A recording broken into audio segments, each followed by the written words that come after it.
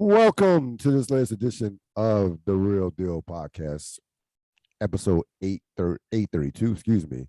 I'm your host, of course, Cyril Gerald Quinn. As always, for our weekly playoff NBA playoff look. I'm joined by one Robert Sapp. Mr. Sapp, how you doing this evening? Oh, I'm doing well. Glad to be here. Glad to be talking with you. Finally getting a look at what the finals is going to look like. I feel like in terms of what transpired last night with Boston and Miami, we're gonna jump right into it. Yes, Boston throttled the Heat, especially in the second half. So first half, the Heat 5-point game at halftime. Looking like we're gonna get our first close game, competitive. Both teams, can't make a shot. I think it was 42-37 at the halftime. But then Boston said, you know what? Y'all are like a walking mass unit. We're the better team. We're the more talented, more athletic. Let's stop playing around. And Jaylen Brown and Jason Tatum just completely took over the game. But the MVP of the game was Al Horford. Al Horford, and I'm gonna do some more Al Horford later on, but in particular, the defense that's being played by Al Horford and Robert Williams has been nothing short of just masterpiece in how to play defense. The Heat players in this game shot a combined 8 for 32 against Horford and Williams. Horford, I'm gonna even go back to game 4. Horford had a game 4. He had one of the best 5-point games I've ever seen in my life. Like literally, he only had 5 points, but had 13 rebounds and 4 blocks, and just completely just took Bam Adebayo out the game. Just completely took him out the game. And you have Robert Williams up here, who is help and recovery. His help and recovery is so good to where he's in the paint 1 minute and he's blocking the corner 3 the next. And I thought to myself, if Utah could trade Gobert for Robert Williams straight up, I wonder would they do that? Like, because he's literally doing what Gobert could not do in the playoffs. Literally doing what Gobert has struggled with against the Mavericks in terms of that help and recovery. So these two guys in the last 2 games have completely just taken over from a defensive standpoint to where, again, the Heat just can't score. Again, the second straight game where the Heat starters do nothing. Strauss and Kyle Lowry were 0 for 15 between them. Strauss had 4 free throws, and that's it. You have Jimmy Butler, since game 3, is averaging 9.5 points a game on 21% shooting. Yep. And again, I sent this text on the thread yesterday. If I'm counting on Strauss and these other role players, Oladipo and Vincent, if that's who you're counting on to lead the way or for major offensive contributions, yeah, you're not. You're going to get smacked. You're going to get spanked, knocked around, and dominated. And it just looks like Boston, clearly, again, more talented team, but just clearly from a physical standpoint, have outlasted the Heat. What were your thoughts on the last 2 games? Yesterday in particular. Yeah, I mean, like, all right. I had one overarching thought immediately, and so I'm looking at like what we were texting last night, and then I'm looking at the numbers and saying 3-2 and being like, you can't get too cocky, too overconfident. But then I'm also thinking, like, basketball. You've seen all of this before. You're watching the evolution of a team. You know what you're seeing. Right. You know what this is at the same time. So yep. How I bring those 2 thoughts together is this. There's a way I would talk about the Celtics if this was my squad to my boys, to y'all.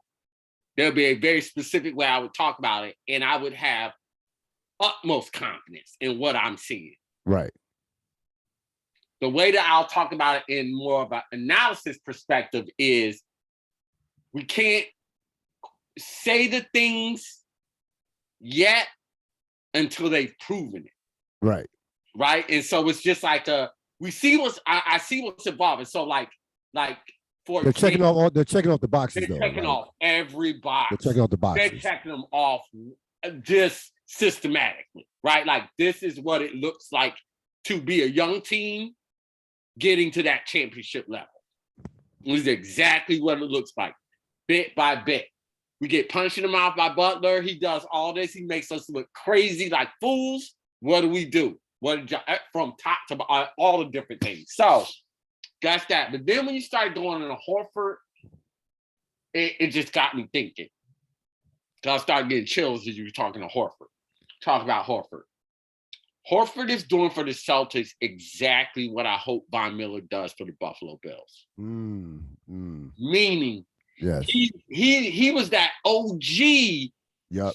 Big switch, big to small in space, right? Right. Like he's had that skill set for a very long time. Yep. Before, was it cool to have that skill set? Yep. And so it makes all the sense in the world why Robert Williams is a beast at it. And so then that's that extra piece. And that's what got me even like that. I'm just like, oh, Surreal just named why I'm so confident about what I'm seeing. Because they're doing everything. Like when they say the right way, this is the right way. It kind of reminds me of like how I felt about like how Golden State built their team. Right. Or Durant. Yep. I was like, they're doing it the right way. They really, really are. No matter how you feel about the Mark Jackson situation, I know their feelings and everything like that. I'm talking about how they drafted and cultivated and then brought along and added pieces. Horford, you know what Horford is? Horford is their Iguodala. That's who he is. He's their Iguodala. There you go. You have that coach on the floor. When you talk about impactful 4 points, that's what you're talking about. It does it. Like him being able to tutor and mentor Williams throughout the season. That means priceless. That game he gave you in Milwaukee, come on now. So let's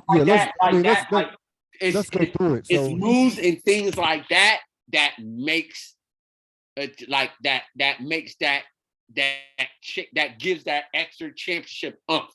Of course they have stars. You have to have stars to compete.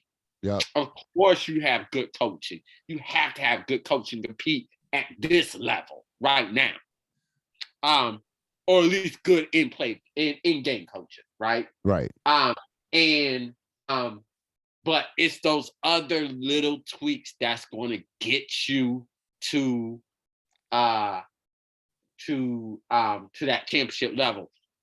One of the things I've been doing with this little bit of time that I've had is I've been watching a lot of players talking about I've deep dived into a lot of different podcasts and a lot of different a lot of different sports. When I was listening to a lot of basketball players just talking throughout history, all of them, talk at different points in time. One of the repetitive things that just kept coming up as they're just talking about their experiences is how few plays a series can turn on. Yes. How few moments a series can turn on. 3, 4, 5, right? Yep. It's just like it's a micro and a macro of that with Horford, whereas bringing a player like that at the right time, at the right mix. Well, let's go back to the Milwaukee series. Go ahead. Horford. So they're down 2-1. Had that, tough game 3 loss where, Smart, they could have called the foul for Smart getting 3 shots, whatever. They, had a 1-point lead and missed 2 open threes that could have extended it. Milwaukee scores like the last 3 points or so, or 4 points, and down by 1, they win by 3. So tough game 3 loss at Milwaukee. You go into game 4. Game 4, that game, Milwaukee, for the most part, was controlling that game. Okay. Milwaukee had a double-digit lead in the 4th quarter. Horford and Giannis is having a big game. Horford goes for 30 points, goes 6 for 6 in the 4th quarter, makes every big shot, and in essence saved their season. They go down 3-1. The way Giannis is playing, they're not beating Milwaukee 3 straight times. The way Giannis is playing down 3-1, it's not happening. It's not. Giannis would have found a way to win one of those games. Period. Yeah. So even without Milton, it's not that 3-1. It would have been, to me, even, and again, 3-1 with home court advantage is not insurmountable. I've seen it done a number of times, but 3-1 against Giannis, nah. This is not the way this version of Giannis, the way Giannis is playing the playoffs, nah. You definitely don't like your chances. Yes, you don't like your chances. Don't like your chances. He, in essence, saved their season with that performance. And again, he's just a guy who is steady. He doesn't care, but he does all the dirty work, all the stuff that Dennis Rodman used to do for the Bulls. You know what I'm saying? Just those little things that you can't even measure in the box score. You know what I mean? That type of stuff. All of it. He's guarding, you know, I'm looking at stats today. He has been targeted on switches as much as any player in the playoffs. And it doesn't, like, if you because Boston, you know, has the ability defensively to switch, you know what I'm saying, at any time they want to, because there are no weak links defensively. But the numbers say going at Al Horford is not a good idea. Like, he can switch and guard, and he can switch and guard your two guard for enough time for the rest of the defense to recover. So, you know, those things like that, man. And again, he, along with Robert Williams, he has completely taken Bam out of this series. Like, made him, with the exception of that game 3 where Robert Williams didn't play, Bam Adebayo has been a non-factor in this series. Bam Adebayo is an all-star. Bam Adebayo is an all-NBA caliber player, Olympian. We're not talking about, you know, also-ran player here. Bam Adebayo is a legit top 3 center in this league. So, but he's completely. The East is building something, man. I'm just watching it. The East is building something. This is going to be who's the healthiest from year to year, and if we ever get a year where everybody's all healthy at the same time, yeah, no, it's gonna be. The East is building something. They're building something. Yeah, you have. I mean, like, it is, and it's for a long time. And I'm definitely not talking about Brooklyn. The East is building something. Yeah, there's some teams on the come up with the right move that could, you know, do some things that are coming up. But right now, it looks like I mean, just right now. Right now is Boston, Milwaukee. I'm looking at it, and, you know, I mean, Durant will always be Durant. So you can't. I mean, like, you know, we'll make fun and clown when I'll make fun and clown when they lose, because it's funny. But you know, you Durant. Well, as long as he's him, you know, they'll be in the conversation there. But, man, right. These I'm talking about. Now, let me bring your team into it for a second, because you rarely do, but I am going to bring you. Of course you go for a second, just because I think it's great that Milwaukee wins, and ideally Boston wins the championship this year. Even if Golden State wins, these teams are so well built. Right. They're so well built. Yeah. That's what I mean about these two teams. Like, when I say the East is built, they're not going anywhere. No, Boston, Milwaukee are not going anywhere. No. So anybody over the West? Nah, it's not about just making it through the West anymore. No, that day is done. No, like it is. Now the West is gonna be back. And the West is the West is gonna be back next year. But no, I mean, they'll be back ish. But I'm telling you, they're not dominant. No, those years of so let's go back to when we were. Wait, really quickly. Let me finish my point. The West got really crazy with how they was building their teams, looking at their teams. Right. That shit ain't gonna work. What they doing in LA, that's not gonna work. No. It's not about adding Dallas. No. Even Golden State, Like you gonna have Golden State's fine. They'll be the Golden State. Even moving forward, Golden State will be fine. Wait till we get to the finals, real. Like, wait till we get there. I have. We got time. We don't have time. No, we got time. Yeah. Wait till we get there, because these boys about to show them something. But anyways, I don't have a lot of faith in that series if it happens. It's going to happen. Yeah. We'll get there. We'll get there. Trust me. I got all the smoke for the Golden State Warriors. Yeah, I do. No. This ain't even hate. I said on the text, it's a horrible matchup. It's how I knew Golden State was going. You love Dallas. I was like, I knew Golden State was going to smallywop them. Right. And they just match up horribly. And it's the same as Boston. They match up so poorly against Boston. Them boys ain't going to know what to do with big men in their face all day long. We'll get there. We'll get there. No, we'll get there. Yeah, we'll get there. Anyway, let me start. We'll get there. I know. It's trying to harness you off to go to the state. It's hard. I know Boston's roster was constructed a certain type of way to beat certain type of teams. Yes. Milwaukee, same thing. Yep. They've been built the right way, and all that light years ahead shit. These teams are actually proven that they're thinking a couple of steps ahead with multiple wing defenders that can space the floor, big men that can rotate positions, and shoot the ball. Yep. It's why Miami doesn't really have a chance. No. As much as I want to look at that 3-2 and be like, no. That's why all sounded that way. I'll be honest with you. It felt like this, even when the series was 2-2, it felt like it was 3-1, 3-0. That's it. That's even after that game 4, I was like, this series is all about their young stars building that playoff stamina. Yes. Yeah. It is when. That's why I said I was dead. Like when I texted y'all last night that this was Tatum's game off. Yep. I was serious in terms of mentality. Right. That's what he's been showing in this series. Yes. He was trying to pace himself mentally, I believe. And I've seen other superstars do this throughout the years, right? Mm-hmm. Whereas you're trying to get a rhythm as it's regular season, kind of like how you get a rhythm, and you just realize in the playoffs, just kind of like what we talked about with Kevin Durant and greatness, like it finds you.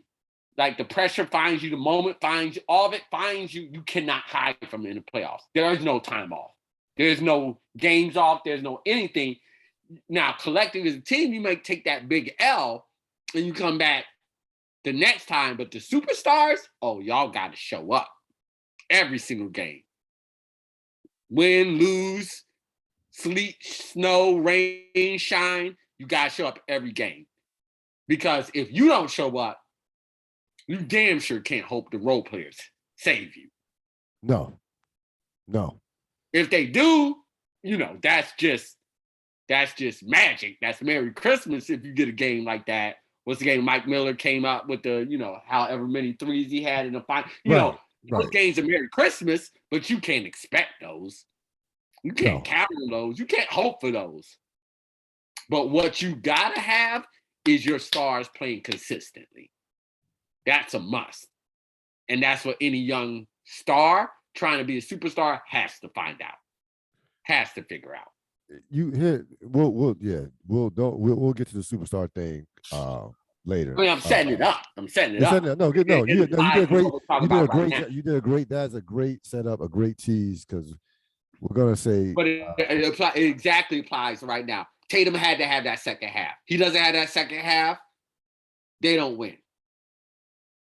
Because it's not only.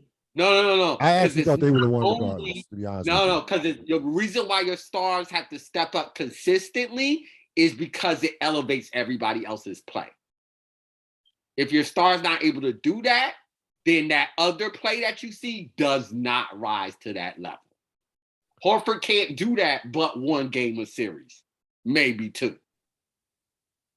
But he can summon that energy. Others can summon that energy when your guy is cooking and everybody has to lay off a little bit because your guy is cooking or your two guys are cooking. Roster construction, Ril. That's about to be the roster construction. That's about to be the new thing in the NBA. How to perfectly construct a roster. And it isn't adding more than 2 stars. No, you have, again, the roster construction, you have to get 2-way players. You can't have guys that, like Duncan Robinson can't play a lot in the series because he can only shoot and can't defend. Even Hero.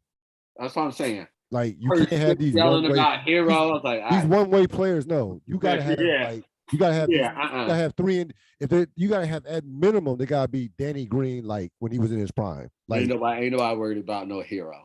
no, In terms of like impacting the game, the swing of the game. No, not right. No, not at all. No, I agree with you 1,000%. Like the two-way. No, you have to have two-way players. You have to have two. You have to have two-way players. It's too hard again, especially, and that's why it looks insane now to think that they were considering at one point, not the organization, but they was talking about, hey, maybe you should break Tatum and Brown up. And it's like, well, they brought in Kyrie and Hayward. It was in that realm of thinking, that day and age where it was like, oh, we need to bring in bunches and bunches of proven superstars per se. And well, no, you know what? No, you bring up a great point. You bring up a great point. I'm glad you bring up Kyrie, because let's talk about their point guards that they tried to set up with these guys that failed. So you had Kyrie and you had Kemba Walker, right? Two guys. Kyrie's been a perennial All-Star. Kemba Walker had a couple All-Star years. You had two guys who, on paper, were, you would say, were more talented than, say, Marcus Smart. Well, right? They get buckets. They get buckets. Right. They get, both of them get buckets, but neither one of them can guard you or me at all. At all. Let's keep it all the way. Let's keep it a buck. Yeah, let's keep it a buck. So at all. Don't give me that defense shit with Kyrie. Nope. No, he doesn't guard any. Doesn't guard neither one of them. Neither one of them guard anybody. Neither one of them. I'm not. We not. Yeah, Kemba, please, God. No. So nobody even tries to go on Front Street for Kemba anymore. Marcus Smart. You have Marcus Smart develops, and again, Marcus Smart came a long way from the last couple of years, because there was a point he was taking too many threes, and he did think that he at times was the best player on the floor, which was a problem. Like, no, you're actually, their third or fourth best player. Like, chill out. So it's part of his game. That's also part of maturity of young superstars. You got check. That's the player. You got to handle that, players. But that's his game. I mean, you don't want to take away his irrational confidence, right? As the coaches, but yeah, the guys on the floor, y'all got to check him. But for the team that they have, he is the perfect point guard. I can defend. I can defend. I can make open threes. I can play make. What's your philosophy and what are you trying to do? Like we look at baseball. Sounds crazy. I know. It does sound crazy. It works. You look at baseball. You're looking at baseball. If I have a stadium, I'm trying to tailor my hitters to my ballpark. Like, that only makes sense. Like, okay, this guy is a power. We got a short left porch, Yankee Field. I need some right-handed power hitters. You know what I'm saying? Just for the sake of just talking that. So you're trying to. You have a philosophy. You're trying to cater to that philosophy. If you're trying, like, they always had a defensive identity. They've had one, even with Stevens, they had a defensive identity. The difference is those guys, Tatum and Brown, they've been allowed to grow, minus a Kyrie, minus a Kemba Walker, minus a Gordon Hayward. Even remember Gordon Hayward. That was the moment. That was the moment. Yes, when they finally lost Hayward. Yes. Yep. No, I mean, like that whole experiment failing was actually the moment for Brown and Tatum, because it was like we tried to build a super team, and it didn't work out at all. Now it's on you guys. Yeah, I remember when they was talking that craziness about Brown. Yeah, and I'm like, Brown has been nothing but this guy. And like I'd send a text thread right now. If we had, we didn't get to talk about this. I forgot to bring it up. They have this new conference finals MVP. Right now, it would be Jaylen Brown. Like, he's been the most steady and consistent player in this conference finals, period. He's just steady. Like, he doesn't have his highest highs are not going to be superstar like, but he does not have those low. He's not going to have a 2-point game either. He's steady. So that, like, he's consistent and steady. So that type of player is a perfect number two. He's a perfect number two behind Tatum. And they play well. They play off each other extremely well. Their chemistry is great. When you're watching them go at it, even like in that third quarter, it was like, okay, Tatum was like, all right, Jalen got it going. Let me get him the ball. You know what I'm saying? And I think Tatum ended up with like 9 assists. Here's the thing: you don't need 5 Kevin Durant's. As a matter of fact, it would be impossible to win with 5 Kevin Durant's. What you need is players that play their positions at the highest level, that play their particular role in your team concept at the highest level. So your number 2 needs to be the best number 2.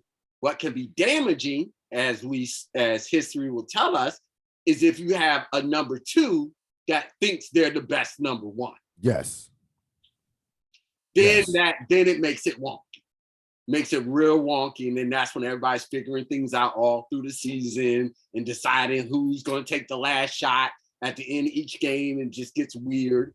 And it flames out in 4 years. Isn't that what made Pippen and Jordan special? Because Pippen was like, "Yo, I'm good with being the playmaker and the second scorer. I'm good. I'm going to be the best number 2 in the NBA." Then you have Rodman. I'm going to play defense and rebound this damn ball. Yep. Horace Grant. When they had Horace Grant, I'll be the best number. I'll be a great number 3. Yep. Curry, you stand over there. You wait. Shot with Capacity, same thing. BJ Armstrong, we just need you to be a dog on defense, sir. Yep. And give Michael and Pippen a breath when we need to take that ball up sometimes. So we both agree that this series ends in 6, right? I can't foresee Miami pushing to 7. I don't. I mean, Jimmy's a dog. So Spoelstra has the right mentality. He's not going to let him. Never want to count that out, but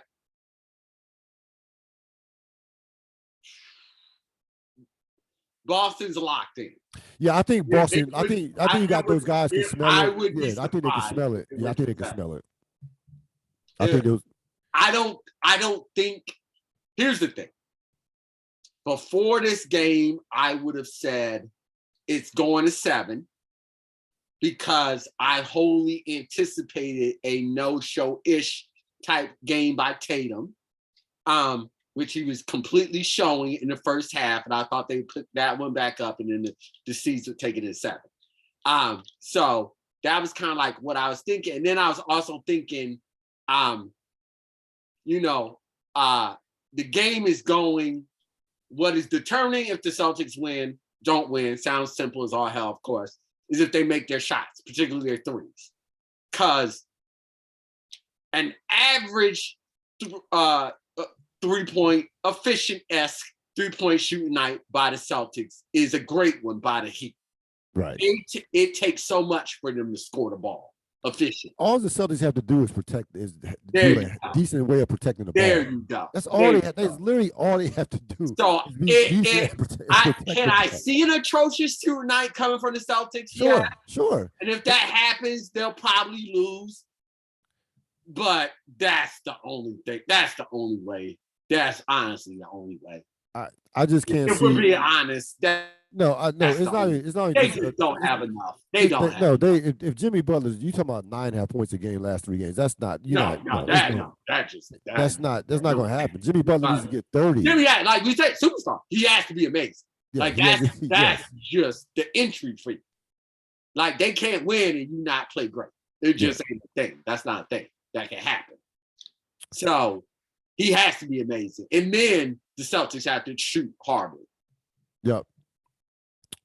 So we get to Dallas, Golden State, of course, game 5 tonight back at the Chase Center. I was about to call it Oracle. It's not Oracle anymore. Back at the Chase Center in San Francisco. The Warriors are looking to punch their ticket to yet another NBA Finals. That would be their it would be their 6 in 8 years. It would be Steph Curry's 6 finals, which is a lot of finals. A lot. 6 is a lot. He's kind of great. Yeah, he's pretty good. Pretty good at basketball. Yeah. I'm not gonna call him Magic. I know that's been floated around. No, see, nobody was even saying that. I know. Brought that up for no reason. I know. Nobody even said that. Well, we had a couple ESPN people, Okay. I know. I'm having fun. I love Steph Curry. We had a conversation that Steph Curry is like this generation's Tim Duncan. He is. Dallas. So game 4, Dallas just makes a bunch of threes. They were able to at least keep the paint points and free throws within reason with Golden State, and the rebounding. Golden State have been killing them on the points in the paint and the rebound. They kept those within reason. Of course, they made 1,000 threes. Luka goes for 30, 14, and 9. He has been unconscious in elimination games, averaging 36.6, which is just Luka's. Luka's first. I know he's only played 27 postseason games, but his numbers are insane for his first 26 postseason games. Okay. So Dallas stays alive. I think I look at that game a couple of nights ago, and I was like, Golden State just kind of just went through the motions. They didn't try real hard the first couple quarters until the last quarter where they made this, fake comeback that Dallas was never really going to lose that game. So we've seen Golden State have trouble closing in these playoffs before. They were up 3-0 against Denver, of course, against Memphis. They were, of course, against Memphis, that 55-point game. So wasn't completely shocked that Golden State didn't win that game, but I would be more than surprised if Golden State didn't lay the wood in this particular game and punch their ticket to the NBA Finals. Because if you're Golden State, you need the rest, number one, because you're trying to get Gary Payton Jr. But getting Gary Payton Jr. back, because Gary Payton Jr. could be a real factor in that Finals with those as a wing defender. So you need to get him back healthy. Otto Porter as well. And Steph and Clay are not spring chickens. Like those guys, if they went tonight, they would have the finals doesn't start till June 2nd, which is I think is a week from today actually. So they'll have a week, basically a week's worth of rest, home court advantage against either Boston or Miami, more than likely Boston, and take it from there. So I fully expect Golden State to wrap this series up. What have been your thoughts on these last couple of games? The game Dallas is going to be kicking themselves for is that game 2. You blew that 19-point lead in Golden State. That's a game you have to win. When you're just the heavy under, those are the games you have to win. Those games you just got to give yourself even a chance in the series.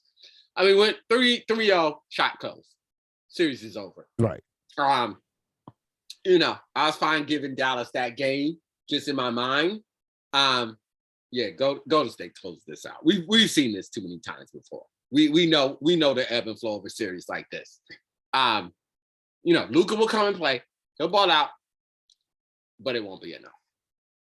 And I think that just sums up what this series is ultimately. Is that Luka's the superstar, and that's it. There's nothing else around him that can offset the amount of pressure that the Golden State Warriors with the superstar of their own, an OG superstar. And when we talk about people that play their positions, their roles in the system at a high level, that's the Golden State Warriors.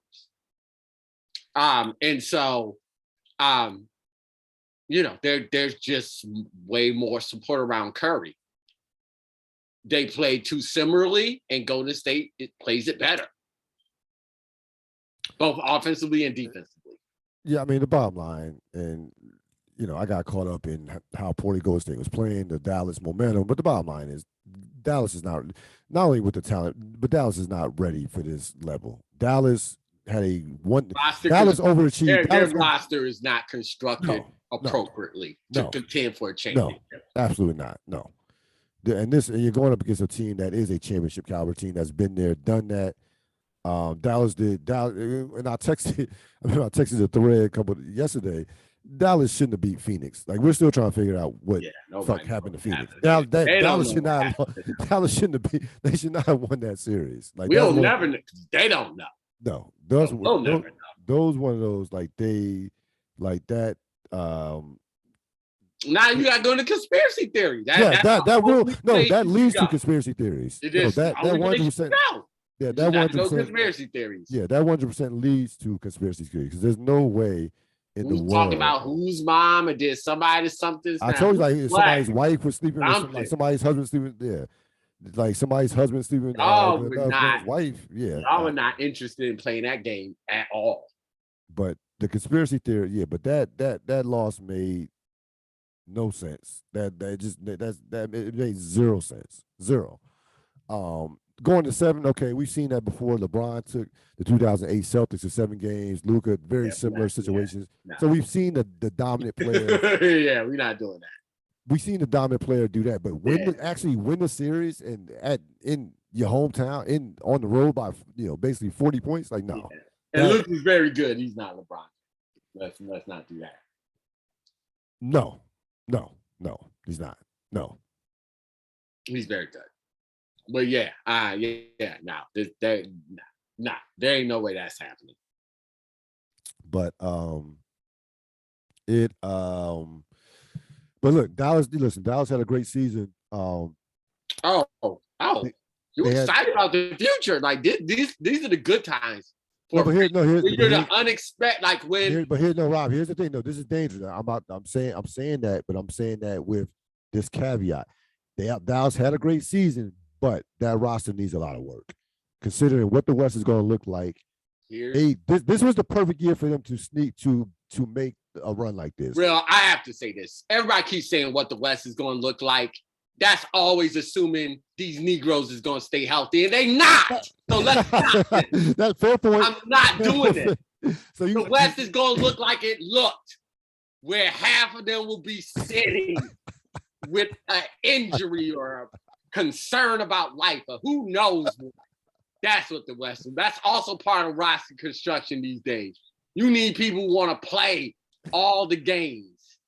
No, but you have. All right, so I get it. And your point is not invalid. I just that. I know, but no, your point is not. No, you make a fair point. The West is not like we gotta see Kawhi on the floor, right? You gotta see Kawhi on the floor. The West is not nothing. The West is blah. Get that out of my face. Let's put the West aside. That roster. When I was saying you're excited I was thinking from the fan perspective. You're excited as a fan because your team got to a space they weren't supposed to be at early. So you're excited about that. Right. You don't leave those playoff losses with the same feeling as when you're the favorite. Right?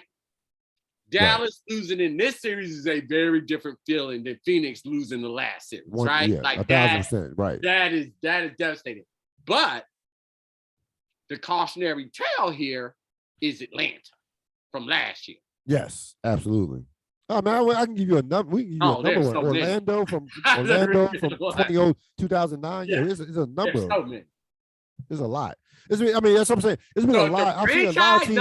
I've seen a lot of teams just make a conference final and disappear. Big problem if the franchise and the player, the Luka and the people that's going to be there, if they're happy with this, it's a problem. They can't be happy. No. But the bottom line is that roster. This is not like the Chicago Bulls of the '90s where you need where it's just a matter of getting reps. Like no, they need another star, and they need some more. Like they need some more rim protection. They need some more players. They're about a move or 2 moves away. They need like 2 more legit moves before we talk about contending for a championship. Period. And it's not going unlike Dirt and Whiskey. Unlike 2011 when Dallas won it, the league is much deeper. So you're not getting that like the 2011 Mavericks could not win a championship in today's NBA from Well, a standpoint. I mean, the game is just a dance. Well, no. I'm not just talking about style of play. I'm talking about the league is too deep. There are too many good teams. It's just not the same league. It just isn't. Right. It just even over the past 3 years. No, but my point is you're not doing it with just one star. No, you're not. That's not happening. And it's even the point. Damn the star stuff. Let's get off of that for a second. Because I'm on roster construction. Right. When you try to tell me who, like, you give me those stats about their defense, damn that. What is their philosophy, both offensively and defensively? I mean, they have a philosophy. No. They have a philosophy. They go here's what I'm saying. Out. Tell me what their philosophy is. No one can. Offensively, what is their philosophy? No one can. And so here's what I'm saying. No. We're not arguing, Real. We're not even arguing. We're not arguing. We're not arguing. No. They have an offensive philosophy. They do have an offensive philosophy. They have a 5 out. They have a spread you out. They want to shoot threes. They do it. You might not like it. Every team wants to do that. Do you have the people to do that? Yes, they actually do have the people to do that, but they just don't have enough talent. It's not like they don't have enough talent. Period. That's what I mean by people. Right. I'm saying though, the philosophy. The philosophy doesn't matter if you don't have the talent. Like you can have the greatest philosophy forever. You need to have the philosophy. You players. The talent around it. You have to have players. Yeah, that's exactly what we're talking about with Boston and the switch from doing the damn Kemba Walker and Kyrie Irving to the Marcus Smart that was already on your team, but you shift your philosophy and you put the players in the best place to be successful. Right. Yeah. So either they have a philosophy, right, and the players don't fit that, and they need to get the players that fit that philosophy, or they're missing philosophy. So Dallas has a philosophy. They don't have the players. That's what I'm saying. Then they need to bring in the right players to fit that philosophy. Right. Yes, at 1,000%. Yes. And right now they don't. They don't have the players. I agree that they have philosophy, but whatever. They don't have the players. No, they don't have the players. No, they don't have the players. I think it's both. We're not. I don't think it's both. I don't. Think it's both, but it's okay. So, yeah, Dallas will more than likely get put out tonight. Yeah. I can't Dallas. I can't see. Golden State's a veteran team. They want their rest. They've been undefeated. They've been great at home. So we were talking about Al Horford, right? And I was thinking about what role players, who have been the best role players in the playoffs. And really, there are 3 names that really stand out. You got Horford, Wiggins, and Poole. What are your thoughts on? Me and Chad had a very interesting conversation on Wiggins a couple months ago about just maybe we missed it with him as far as like the expectations with like what he is, what he's supposed to be. I actually forgot what. I wish I could exactly remember it, but we had a conversation about Wiggins and Vince Carter and what have you. So Wiggins, number 1 pick in 2014. Looking back, of course, he should have been number 1 pick. Joel Embiid was the best player in that draft, but that's neither here nor there. Joel Embiid had injury issues that people were scared to death of, and rightfully so. But Wiggins goes on the Minnesota team, horrible franchise, as we know. He puts up numbers. They make the playoffs one time during his tenure there. Now he's in a perfect situation where he in essence could be like the 4th or 5th best player. He's accepted his role. He's locking people, like he's not locking Luka up, but he's making Luka work hard for his points, and he's been scoring on the other end. So, what has been your thoughts on Wiggins' ascent in these playoffs, and who, if you had best role player in these playoffs, would you have Wiggins or Horford? Interesting. I've never given thought to Wiggins, to be honest with you. And I'm not saying he's not one, because you're right. Like those are the 3 names that popped out to me. I've never given like lots and lots of different thought to Wiggins, because from what I remember of that draft, it was like he was gonna be number 1, but it was like, nobody was expecting the number 1 to be the number 1 that year. That wasn't LeBron. Right, that James. Wasn't like a franchise changing. Right. Yeah, it was just like, okay, somebody's got to get selected with the number 1. it actually brought chills to my spine when you said Joel Embiid. I was like, oh no, that'd have been horrible. And being on the Warriors, I don't like that call.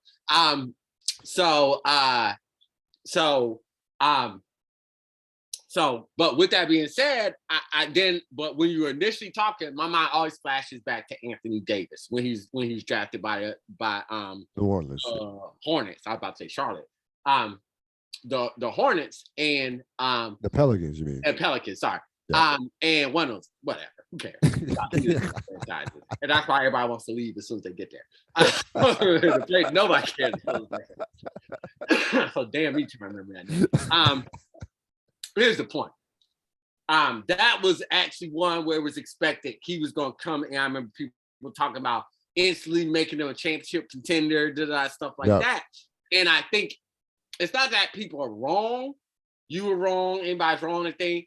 It's our microwave hot take society, man. That's where, when projecting out these drafts is crazy town. It really is crazy town. We give the idea of a player maturing to a professional game. We give no love to how hard of a process that is and how much time that should take. It should take you 2 to 3 years to be able to do this at any type of high level. Right. And then especially when you already have a lineup of established stars coming through in front of you, you should have to be able to adjust your role and everything like that. So just as you were talking about him, and then now you pose a question to me, it makes me very highly respective of not respect. I put the Warriors organization in that avenue in high regard in terms of how they develop their players and how they switch. Because I remember how Wiggins looked through that first year. That first year was crazy town because that's when all that stuff was going on, right? And he was just a lost puppy out there for a majority of it. And to see from that time to where he is right now, and to, like you said, accepting just the various different roles and what roles that are going to make him championship. And that's what's been so impressive about Poole and Wiggins. And now I'm actually talking myself into giving the Warriors more of a chance as I'm sitting here having this conversation. But that's what's been so impressive about both of their developments in that organization is the organization and the players' ability to adjust and shift to the roles depending upon what is being asked of them in order to win. All in the service of winning. And that's really impressive to watch. Now, with all that being said, Horford has been a pro player. I agree. I think in terms of impact, like I said, the magnitude of the performances in terms of, like you say, basically in essence, like I said, that game 4 against Milwaukee will go down. They win a championship as the one that just didn't save their season. Like, as good as Wiggins has been, he's been very good. Golden State has been tested, but not where a season on the line. They haven't had one of those moments. Like, they've been, unfortunately, Ja Morant gets hurt. Once he got hurt, they about to get it. They about to get all the tests that they can handle. Yeah, they know it's coming. Yep, so, it's coming. Niggas that do, they will show it. Yep, they will show it. But as of right now, with the information we have to date, all your points hold the same, which is why both of these teams are going to get to the levels they're going to get to. Ooh, we jinxing the hell out of these games. I mean, not talking about this if these are my two teams. If I was, no, of course not. I couldn't talk like that. Of course not. Of course not. I'm jinxing these games. Yeah, we are. I mean, man, listen, these not my teams. These not my teams. Whatever. These not my teams. Yeah, I mean, it's so disrespectful. If it's Miami and Dallas, whatever. Well, I wouldn't say what. I don't want to see that. Please, I don't want to see that series. Nah, it's not. No, I don't want to see I'm not a fan of these. I don't have to care like that. Yeah, I don't want to see that. But I mean, you get the sense with Miami and Dallas, those are two teams that I'm not gonna say Miami overachieved because you can make a case that like Miami was the best team during the regular season in the Eastern Conference. I'm like the way it was set up. I don't think Miami overachieved to get to the Eastern Conference Finals per se. No, Like I not think at all. they're exactly where they're supposed to be.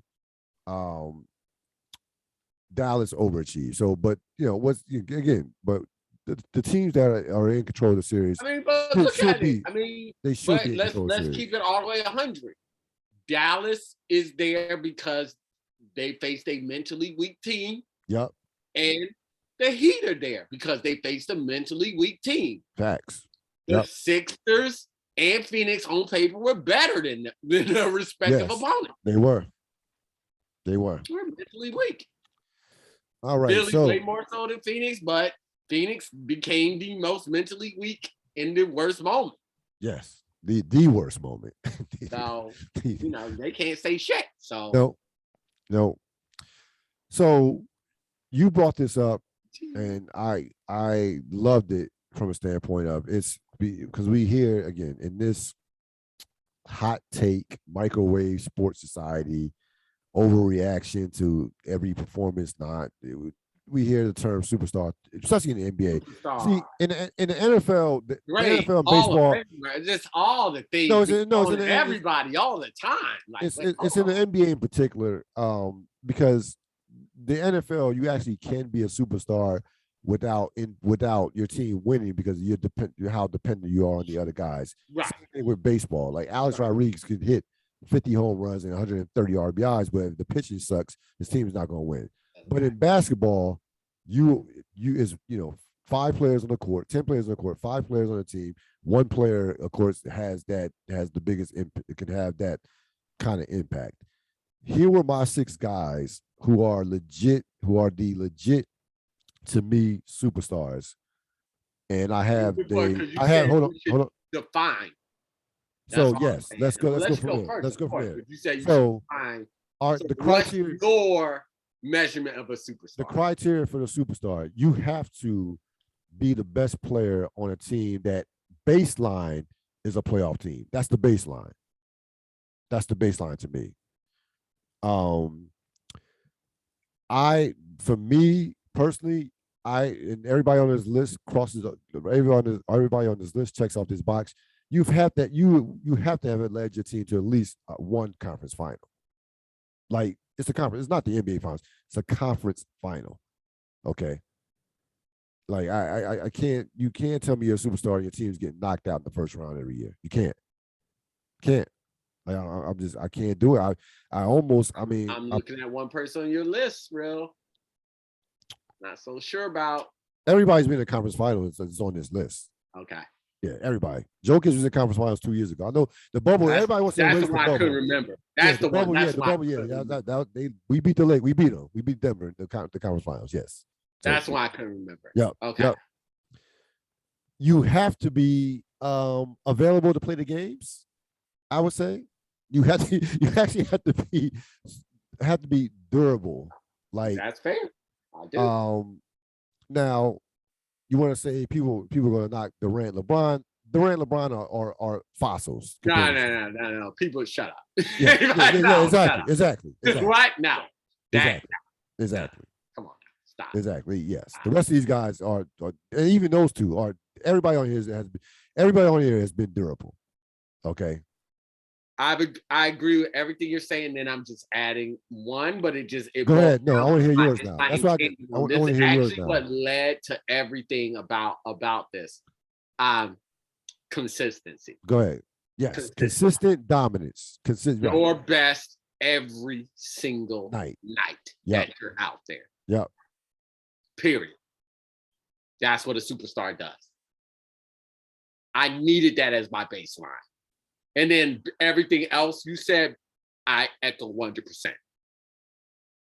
I need your best every single. This my superstar. Everybody on that list. And spoiler, my list is the same as yours. Everybody on the list, your best every single night. All right, let me give you some guys who are called superstars but didn't make the list. Oh, I like this. Yeah, I Let's love it. Yeah, go. Let's I go. got two. I got two in particular. I I got two. got just I this. got two in particular. Let's go. Kawhi Leonard Let's go. and Joel Embiid. Woo! Yes. Now let's deal with Kawhi. Right. Uh-huh. Kawhi, top 75 player, Yep. two-time Finals MVP. Yep. Yep. Two-time champion. Yep. Okay. Yep. Two-time Defensive Player of the Year. Resume is tight. His resume is tight. Resume is great. Great resume. Yeah. Amazing resume. Why is he not? Why is he not super? Why was he left off our superstar list? Why? Take one guess why Kawhi Leonard was left off our superstar list. Take one guess. How many minutes did he play this year? I don't remember seeing Kawhi on the court this year, Ril. I mean, he was on the court. He wasn't in uniform. Wasn't Right. He didn't play at all this year. Like at all. Like at all. And not the first time that he's missed basically an entire year. If you go back to his last year in San Antonio. What was his injury again, Ril? He blew out like his whole his quad, like he must have like destroyed his whole knee and needed like whole reconstructive surgery. Which one? You talking about the Clipper or the Spur injury? I'm just talking about this recent injury. This one was a knee injury. Yeah, it was a knee injury. Yeah, and look, I'm not trying. So I was being sarcastic here. Right. So I'm not trying to like be. The injury took place last May. Everything like that. Yes. But here's my thing to echo just right off the rip. Just because that didn't land and I wanted to make sure I explained it very well. I had a problem with his certainty in acknowledging how much he knew he wasn't going to play, but his uncertainty about how much he was going to even try to play. Right. And so that's where I start to look at you funny as a player, and I can't judge if you're a superstar when it doesn't seem like you want to be put even forth the remote effort of trying to come back to support your team and win. Here's the thing too. Right? Like I don't even need an aggressive time frame. Just a time frame. Any time frame. Give me something. Except you just know you're gonna be out the whole year. Just you know that? Where all the doctors and everybody I see on ESPN diagramming stuff saying, okay, this is actually a year-long injury and there's no possible way he will absolutely be I don't get none of that with Kawhi. I'm looking at Kawhi is 30 years old, right? None of that with Kawhi. He's 30 years old. He'll be 31. Always a mystery. Right. He'll be 31 in June, late June 29th. He'll be 31. That's in today's NBA, 31 is relatively young, right? The way the training. Should not use the age with Kawhi. We're not doing that. The condition. No, I'm just saying. Yeah, I know. I'm just saying. Like, no, I'm just anybody trying to use that, get out of my face.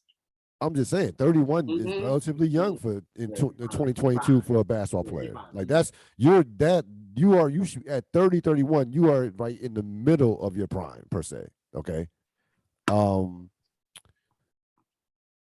Would you, as a general manager, have confidence in building around Kawhi for the next 4 years? Not doing it. No, I'm not being held hostage. I'm not doing it. Like I said, my baseline is consistency. And to your point, I didn't even think Kawhi, like the other one we're going to talk about, almost made the list. I didn't even think about Kawhi. Wow. Didn't even think about him. Yep. Because that first title was with the Spurs. Right. Everybody was still. He was a role player. No, he was a role player. Out my face with that. And then the second one was that weird situation that transpired with Toronto. And then we now know what the Sixers are. Right? Like they weren't facing another dog team. No. So I'm good. You 2 chips. Nobody's ever gonna be able to take that away from him. All that stuff, yada yada. We talking superstar status. I need my superstar there every season, every game, unless I know it is a season-ending injury. I mean, I just thought about this too, right? The other thing, right? So the San Antonio Spurs, right? Since Tim Duncan came on the Spurs had been from 99 up until 2016.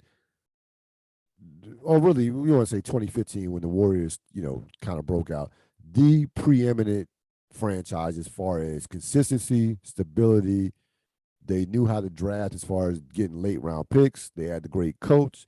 They had the stable front office. No bullshit. Played a certain way. Philosophy, defense first, toughness, all that. Right. You're in a ideal situation for someone who was perceived to be a quiet player, who was perceived to be quiet and not want any attention, like similar to Tim Duncan. Like that was an ideal situation. Yeah, wait. And that team, hold on. 2017, right? Remember before I know. before the injury to Zaza Pachulia, that team was a 67-win team. They were up by 20 plus points on that 17 Golden State team, which is considered to be one of the greatest teams of all time. Not saying they would have won that series, but that was a big time Spurs team, right? Big time from a standpoint of that team was a championship caliber team in 2017. You leave that franchise? You leave the Spurs? Like I look at Kevin Durant crazy for leaving Golden State. Kawhi Leonard left the Spurs. Yeah. And again, I know he won a championship in Toronto. Can't take that away. But he's not in Toronto anymore. Okay. I thought of something else that I wanted to add on. Go ahead.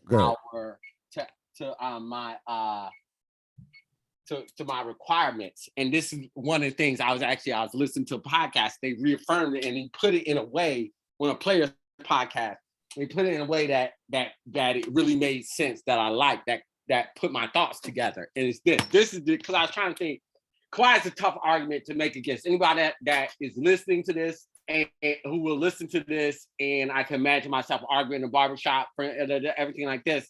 Like this isn't this. I haven't locked it up yet. I haven't locked it up at this point in time in the argument. And so, what the player said, and this is another add-on intangible.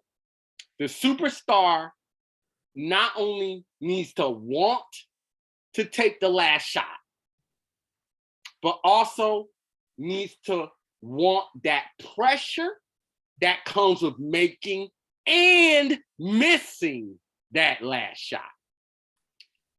I.e., Kyrie, Kawhi wanting their own franchises, quote unquote. Right. And not being able to handle the pressure that comes with there that. You go. That's also part of being a student. That's also the whole part of being a student. Nailed it. No, you nailed it.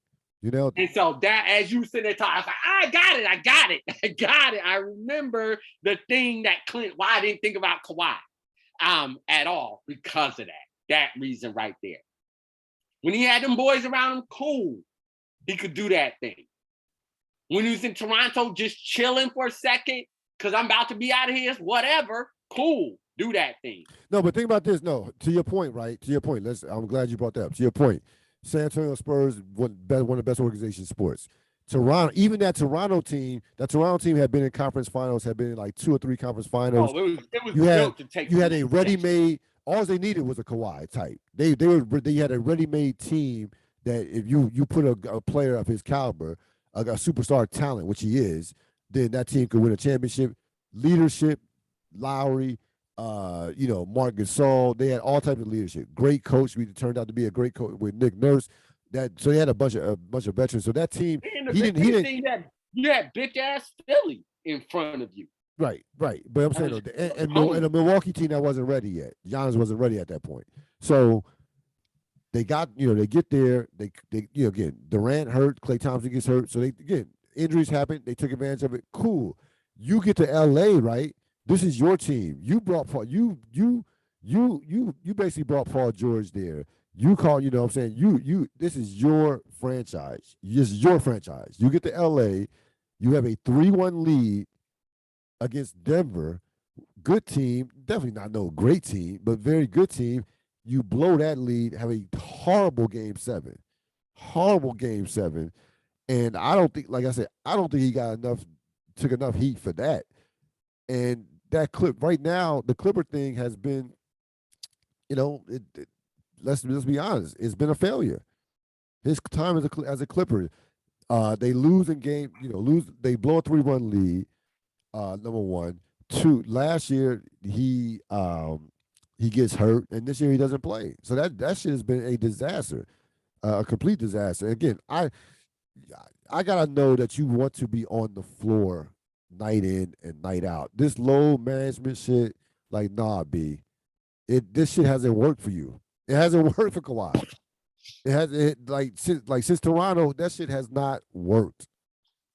Here, fine. Hot take right now. That's why on this West shit, the West, everything like this, down on the Clippers. Hot take. Kawhi, Paul George, Clippers, they never see a championship. Get out of my face. I don't disagree. Nope. So I know you do. They're not championship contenders. That's my hot take. Period. I don't even consider them in that conversation. I can understand the thought that you had to see it to believe it. I completely nothing in the Clippers history. I know what otherwise. I said. I said it. I know you said. No, I know. Yeah, I know. No, I'll have to see it. I've seen it.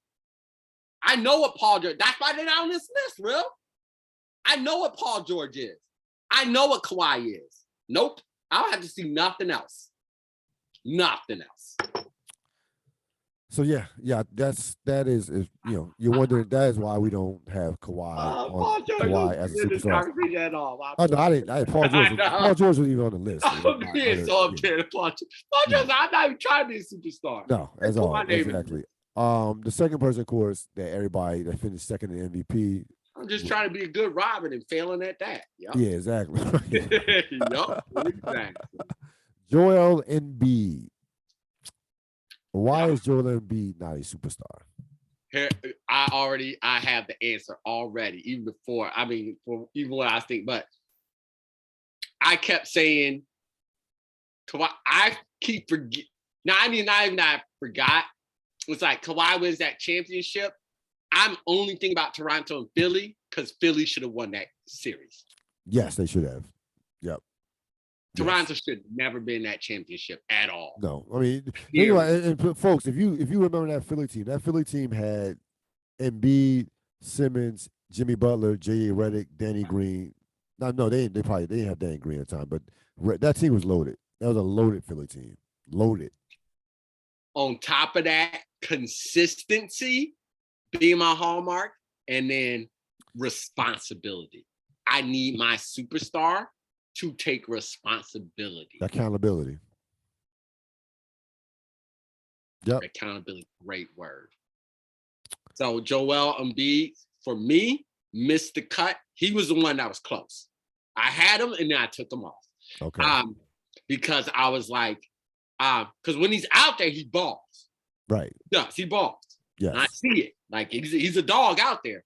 When he's out there, he balls. But he's lacking the two biggest intangibles.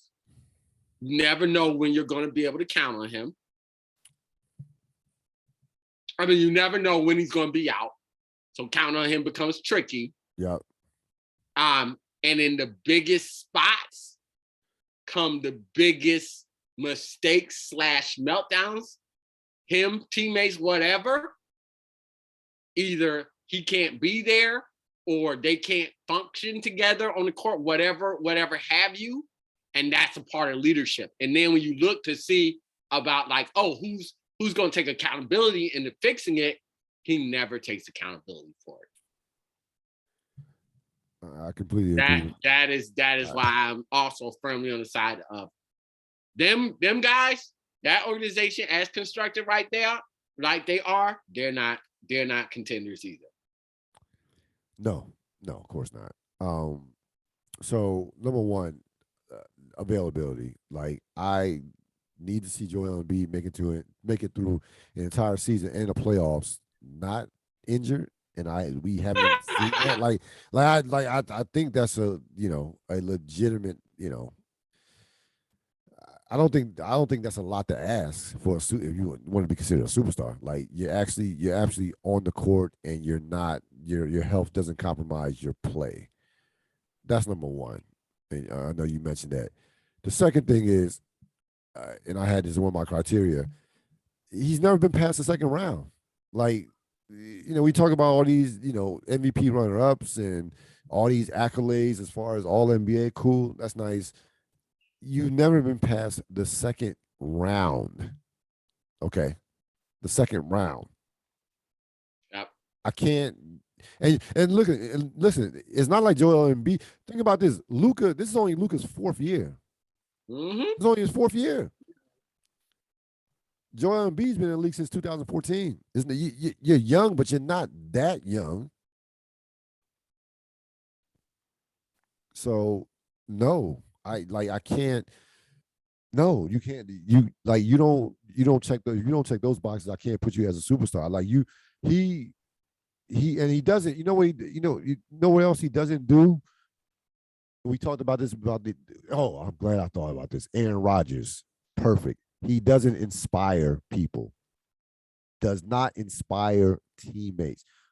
I don't see it. I don't see other guys playing hard because Joel Embiid is on their team on their team. I see Joel Embiid's individual dominance and brilliance. Is he unselfish on the court? Sure. But are other guys reaching new levels as a team with him as their lead player, lead dog? Nah. Like Kobe was scared the shit out of dudes. They might have liked him, but he would just at that fear. You know what I'm saying? Magic Johnson, LeBron James, they bring teams together through, the passing, unselfish from that standpoint. So it could be Duncan through his quiet confidence, Curry, that kind of quiet confidence. It's different ways you can do it. What is the Joel Embiid way of inspiring others? What do you am I missing something? Do you see something that I don't see? Nope. You're not missing anything. So there is an intangible as a superstar that he is missing. Doesn't have. It's just like his game. I love his game per se in terms of what he can do. That's not debatable. Like you said, he's finished run up in the MVP back-to-back years. That's not by accident. So we know he has superstar talent. That goes without saying. But there's, like I said, there is a couple of intangibles that are missing. And to be honest with you, at this point, this is year, 9, 8, 9. I mean, I don't think I don't think it's too late, but it's getting it's time is not standing still here. So I don't know if he'll ever have it, get it. Other guys, I had off, of course, Anthony Davis. We know we don't even have to go into that. Ja Morant, still young. I got a couple interesting ones. Well, speaking of, how about Jason Tatum? Because I think both of us were almost ready to put him there, especially after the Durant series. That's actually a great one because I did want to shift my tone a little bit because what this conversation actually born out of was I was hearing great superstar, star, Hall of Fame. I was hearing a lot of different platitudes being thrown around at various, just different levels. Oh. And I was like, well, how do we sort this out, right? Like, how can Tatum be a superstar, Durant be a superstar, Giannis be a superstar, Joel be a superstar? Then depending upon who's talking or whoever's podcasting, Kyrie's a superstar, and then Harden's a superstar, and then and then players were throwing to different players. They talk like, no, he's great and he's great. I was like, wait, hold on, wait. where is all these rankings and like all this going? And so I think it's just like, all right, like, well, what's a way, like now that we have our definition of what a superstar is, it's not that guys can't get to this level. And this is my point on Tatum. When I started thinking about it, it became about the consistency. Right. Right? Like, he's doing it. Now he needs to do it over and over again. I was thinking about myself last year. I was ready to crown Young and Booker superstars because I was so excited about how they were playing. Right. And I think that's what happens a lot of times, depending upon who's talking to which athlete and how they feel about that athlete. Certain platitudes get thrown out, or how excited we are in the moment talking about various athletes. And so I do think there's a time that comes with this. When I look at this list, Giannis, Steph, Jokic, Luka, Durant, LeBron, they have been doing all the things we've been saying for multiple years, multiple playoff runs, multiple championship runs. And I think that matters.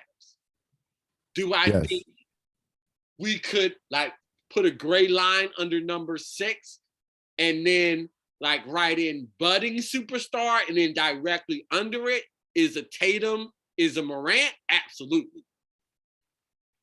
But they just have to prove that consistency, particularly next year. I don't think there's an instant. I say that to say, do I think Tatum is on the precipice of being a superstar? I do. Is he there yet? No. Why? He just hasn't had enough time at it yet. He's just arrived to the party. Let's see if he can do it again. And again, and again, to whatever degree. I need to see, in my mind's eye, I need to see 2 years, at least, whatever the superstar level I'm holding you to. I need to see that. Oh, and then there's a third measure I was also thinking about, raising the level in the playoffs. Whatever your level is in the regular season, I need to see that go up in the playoffs. Luka wasn't on my superstar list until this year. Right. Because I watched him pick it up. Yep. I was like, oh, he can even shift it up enough. Yep, that's a superstar. That's what they do. That's what they do. And so when I think about Tatum, I'm thinking about just the amount of time he's done it at this level. And it hasn't been consistent enough yet for me to deem him a superstar. Yeah, he's right there. He's knocking on the door, though. Knocking on the door. Or he's at the precipice. Yep. I have one guy who I'm going to be honest with you, this time last year I thought was a superstar, but things have kind of shifted a little bit. He 6-time All-NBA, 75th anniversary team, 6-time All-Star. Considered one of the best big shot players in the league right now in terms of, like, you want the ball in his hands in clutch time. And that is Damian Lillard. What are your thoughts on Lillard? Not a superstar. Been to a conference finals. I've never ever considered him a superstar. Got you. Yeah. Why not? Consistency. His team's been in the playoffs every year. Other than this year, outside the year. I'm talking about Dame's consistency of play. It's the same thing. It's why Westbrook isn't on this list. Don't. Yeah. Think about Dame. Think about Dame. Like, Dame will have games where he will absolutely destroy a team. And I can't. That's also another thing. Like, we turn this negative, and I know how people can potentially perceive conversations like this. Can people have superstar games, superstar stretches, superstar? Hold on. Let me give you some let me give you some things here, right? Let's go now. All NBA. It's very hard to make the All NBA team. Oh, Not easy. extremely. So 2013-14, All NBA third team. 2015-16, All NBA second. 17-18, All NBA first. 18-19, All NBA second. 19-20, All NBA second.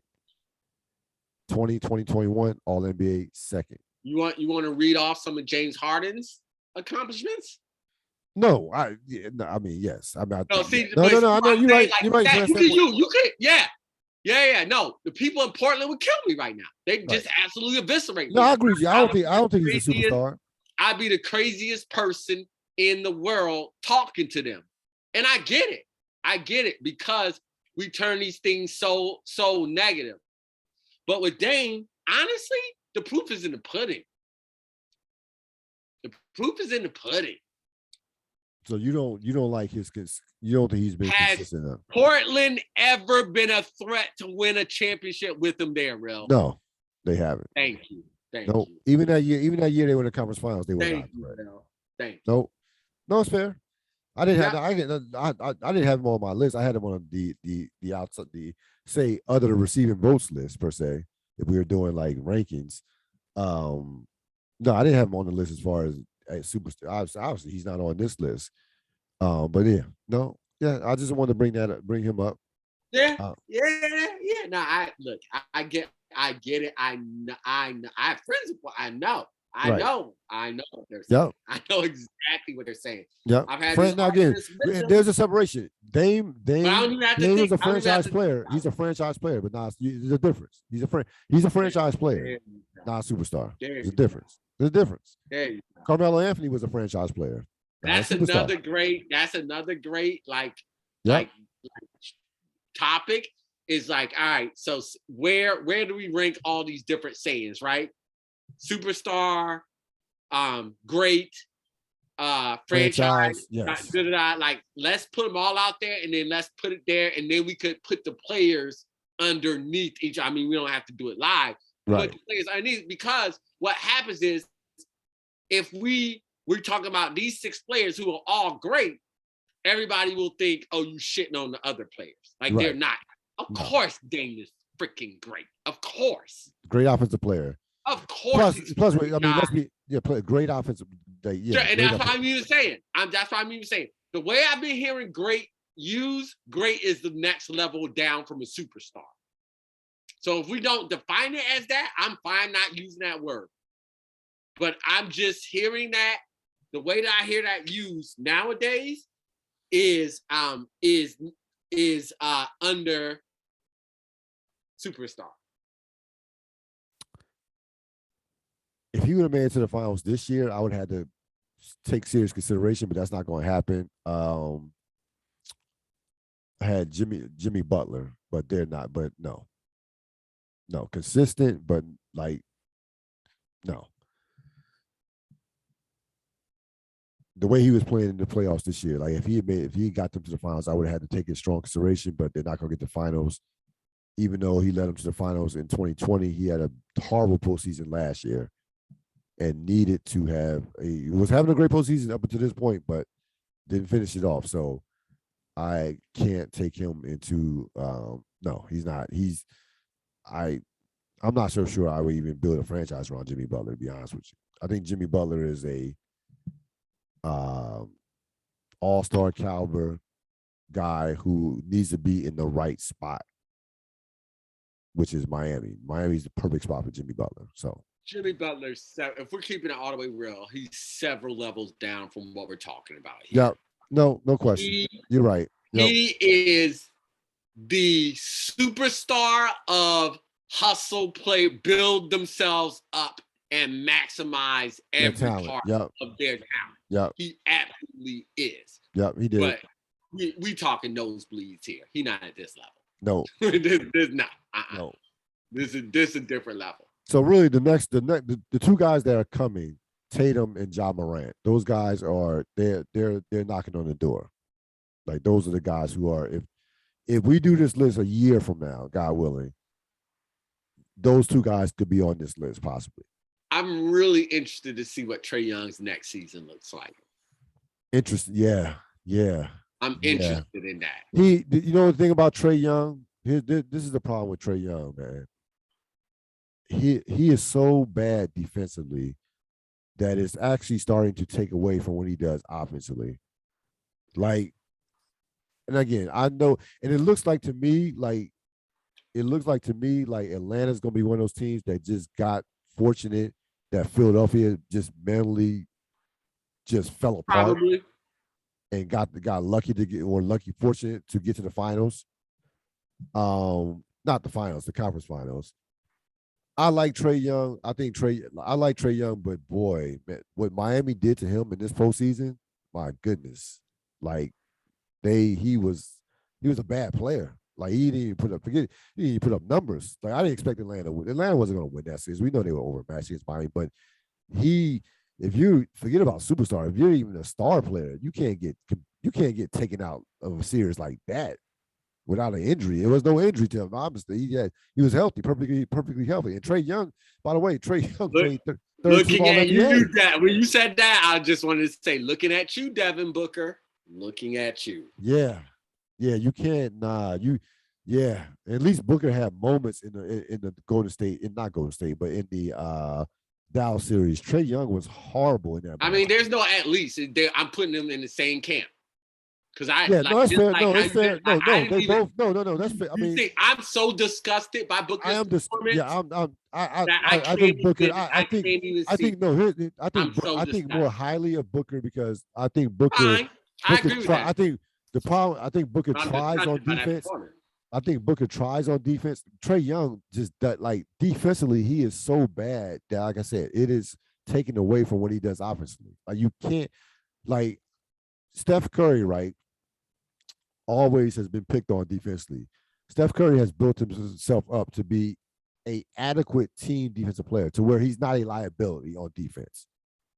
He'll never be an all NBA defensive player. We know this. But he's not hurting. Also, He's not hurting his team. they Like Trae designed the Young, defense to protect him as well. yes. Yes. But Steph Curry also tries on Of defense. course he does, because he's a superstar. What superstars Right. also do is they see the weakness in their game and they work on it in the offseason, which is inherently what I was saying about Trae Young, because you're 100% right. No, he's been but that has to be fixed. If you're gonna be super, you can't have that liability. No, that is beyond. It's his defense is beyond. His defense it's so bad that they can't even protect him. Like that. So that's how bad. So he can't have that. You got to eliminate that from your game. Right. It's just that simple. No, that next year, to your point, next year is a huge year for Trae Young. It's a big year for Trae Young.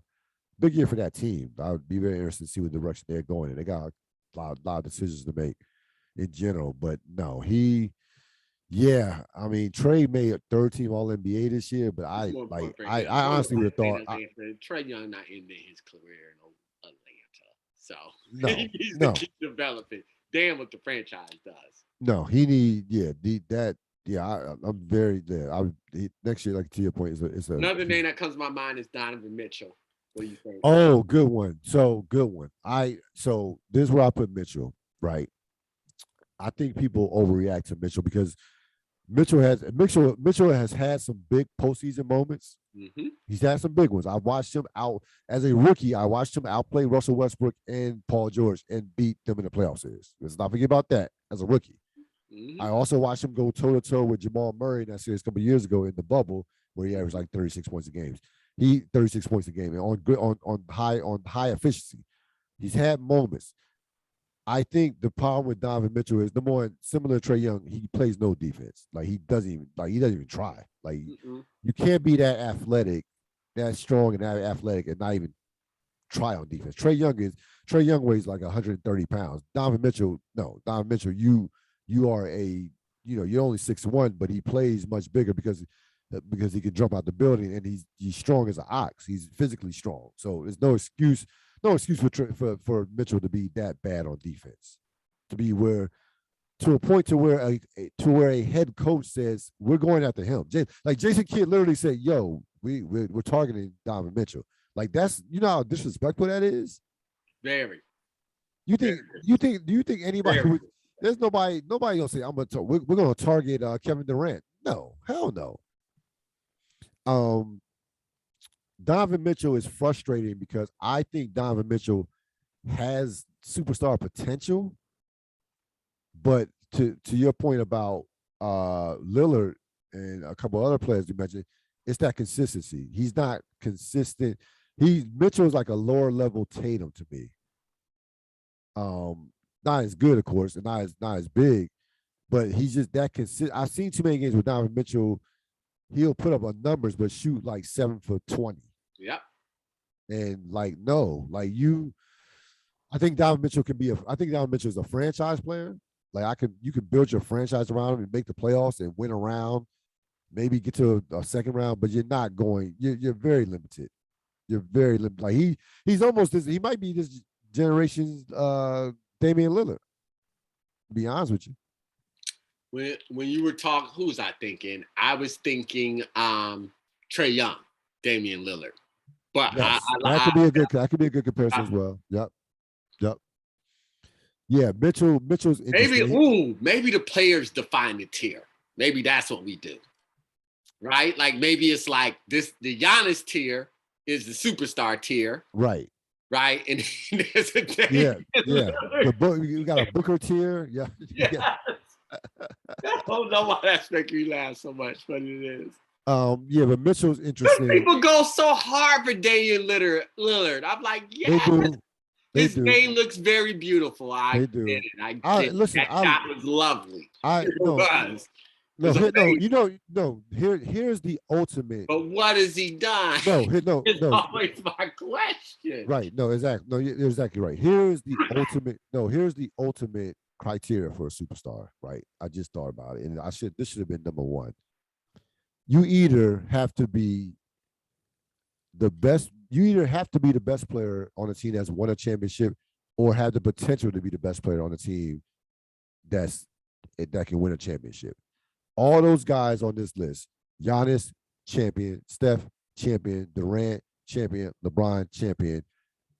I believe Luka and Jokic could be the best players on championship teams. I believe that. Here and then when I look at if I'm making a defense for Jokic and Luka, because I thought about this a lot as I was constructing this list, and we did this independently of each other. We did. No, we did. And so as I was thinking about Jokic and Luka, because of course I'm cognitive that they do not have championships, and I've actually said I don't believe they're going to get championships with teams presently constructed around them. But like I said, when I looked at Luka. And I look at his consistency across the board. Yep. I know he's going to bring superstar production every single night. Yep.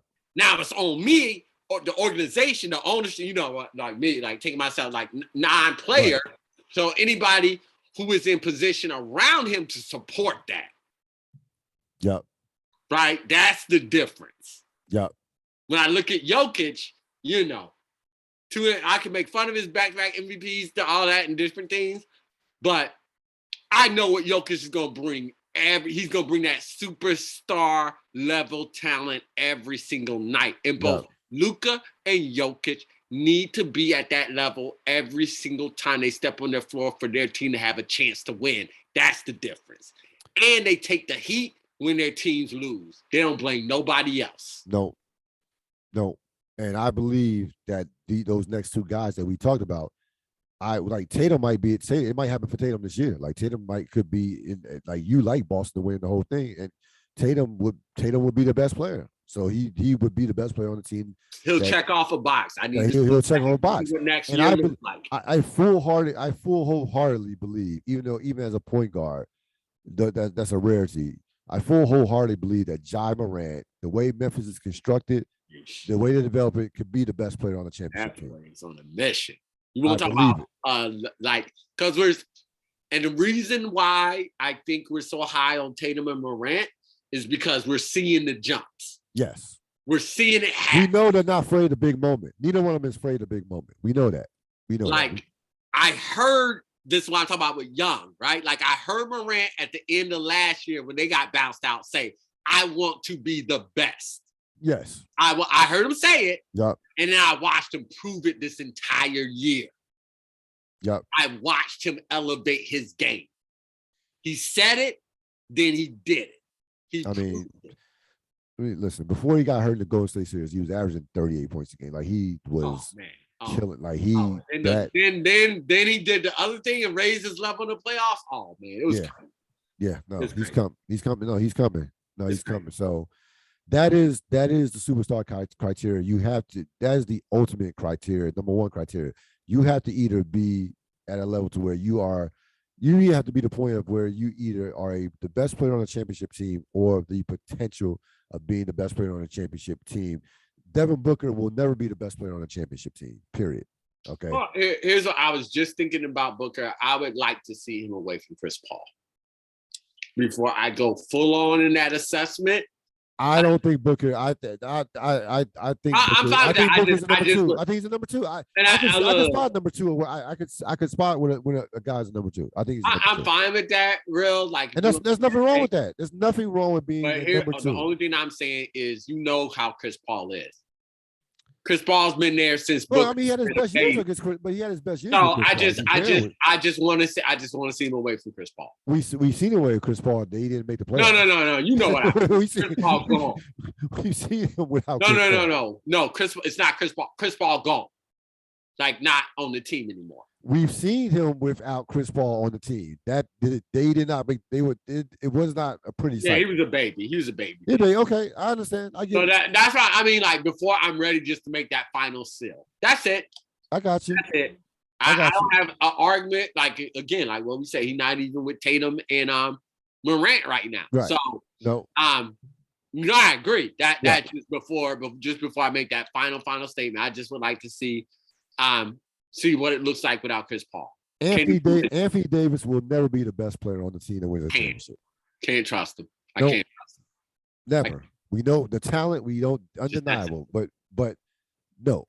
It's not even like no. We can't. Not only can we not trust him from a physical standpoint, staying healthy, but just I don't think he doesn't have that mentality. He doesn't want to be the best player on the team that wins championship. He doesn't. We talked about carrying that weight of the franchise. This was supposed to be Anthony Davis' franchise right now.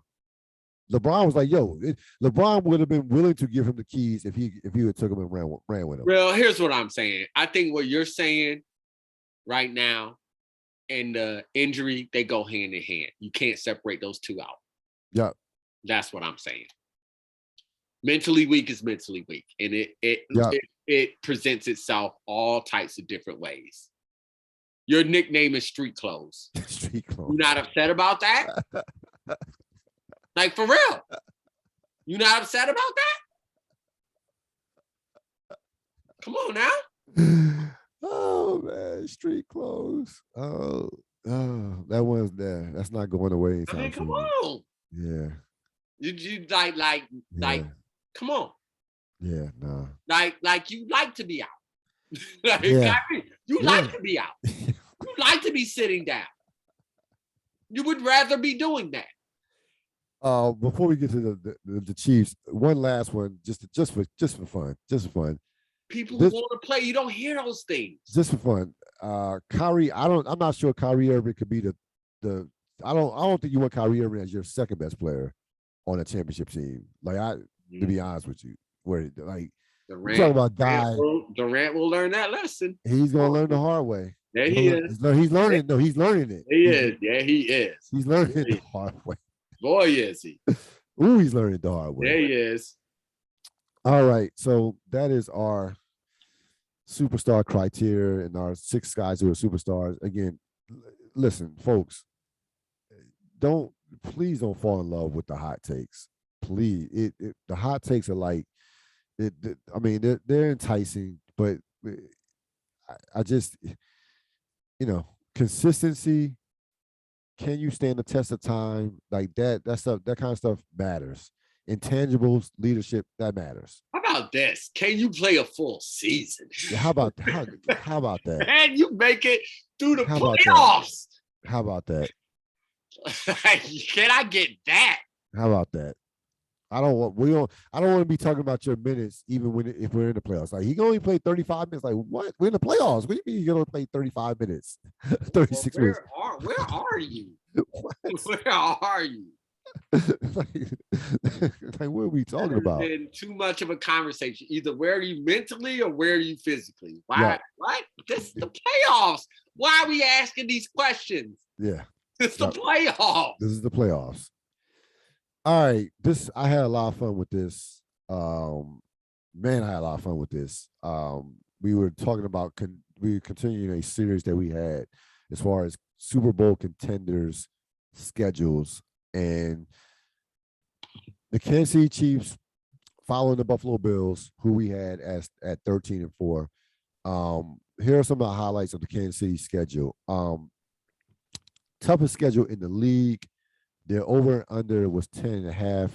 They had the third best. They have currently, the last time I checked, the third best Super Bowl odds behind Buffalo and Tampa Bay. Yes, that's right now. Right now, your Buffalo Bills are favorites to win the Super Bowl. Yeah, I know. I know. I know you know. I know. I just, yeah, I know. I know. No, I don't. This, I don't like this. This, yeah, I know you don't like it, but that's why I say I know. I know you don't like it. I know. I like to be internally confident. This is too much. I don't like. It's a lot. Everybody be confident. No, I don't like. Nope. There. Yo, we're not gonna have any. I'm hearing people talk about Josh Allen is better. Patrick Mahomes. I'm like, what is happening? Yep. Everybody stop. Hey. I'm like, what's going on? Like, this is good. This is getting out of control. Like no one is hating on us. Like, this is bad. Like, I don't like this moment at all. I'm gonna have to start just talking ish, just to make myself feel less stressed. Their first 8 games are against teams with their first 8 games, and this is the brutal part of schedule. This is, and by the way, this is a fact that has never happened in NFL history. 75 years, right? Excuse me. That's the NBA. The NFL is well over 100 years. Their first 8 games are against teams with a winning record. They had a winning record in 2021. Never happened ever. 12 opponents projected to win at least 9 games. Non-divisional road schedule at Arizona, at Cincinnati, at Tampa Bay. Non-divisional road schedule. So 3 of their first 4 games are on the road. So here we go, right? Week 1, they host the Arizona Cardinals. No, they are at Arizona. That is a late game, 9-11, week 1. I had them winning that game. I don't know what the hell. I don't know what to expect out of Arizona this year, to be honest with you. I don't. I know they have a lot. I know they have a lot of talent. I understand that. I'm not sure they're not well coached. I'll say that. I'm not in love with the coach. Interestingly enough, this exercise sent me on a deep dive into Arizona. Wow. So I deep dive, not even deep dive, like it's like, oh, I was looking at now I'm looking at this. Okay, first Arizona. I had forgotten Bernard Hopkins got suspended the first 6 games. And I'm like, oh, that's you mean DeAndre? Yes. DeAndre Hopkins. DeAndre Hopkins. Sorry. Yes. So I forgotten that, and now I'm like, now I'm listening, I'm reading, then I just got, and then reliving the Kyler Murray drive. I was like, oh, yeah, that's right. Like, then I'm listening to like how people feel about the coaching and and then I'm getting into all their back drama, everything like that. I'm like, I know as much as a Cardinals fan right now. Like, yo. So I say that to say I 100% agree with you. Yeah, I think I was very confident in picking them to beat Arizona on the road. Week 2, we have they host the Chargers. I have that as a loss. I think what you're going to see is I think Kansas City is going to, and if you look at the schedule, if you look at my projections, I think that they will struggle in the beginning to kind of adjust to this new way of doing things without Tyreek Hill and this, maybe run first or more run oriented defensive team. And I think they're going to take their lumps early. And I think this is a bad. I think week 2 is a bad time for them to catch the LA Chargers because tell you what I believe Reed is doing. We both are high on the LA Chargers and their potential. So I had them losing. have them losing at home against the LA Chargers. Really quickly, Okay. can I tell you what I think Reed is doing? What? I definitely don't think it's run heavy. I think he Well, I didn't say run heavy, but more towards like I'm not disagreeing. That's not what I meant. Go. At all. I think he's remembering what Brett Favre had to do when Shannon Sharp was removed from Green Bay. You mean Sterling? Sterling, sorry. Yeah. I was watching an interview by both of them earlier today. Where Shannon was interviewing Sterling. What are you talking about? Whatever. Right. Anyway, so yes, Sterling Sharp was taken out by injury. Yes.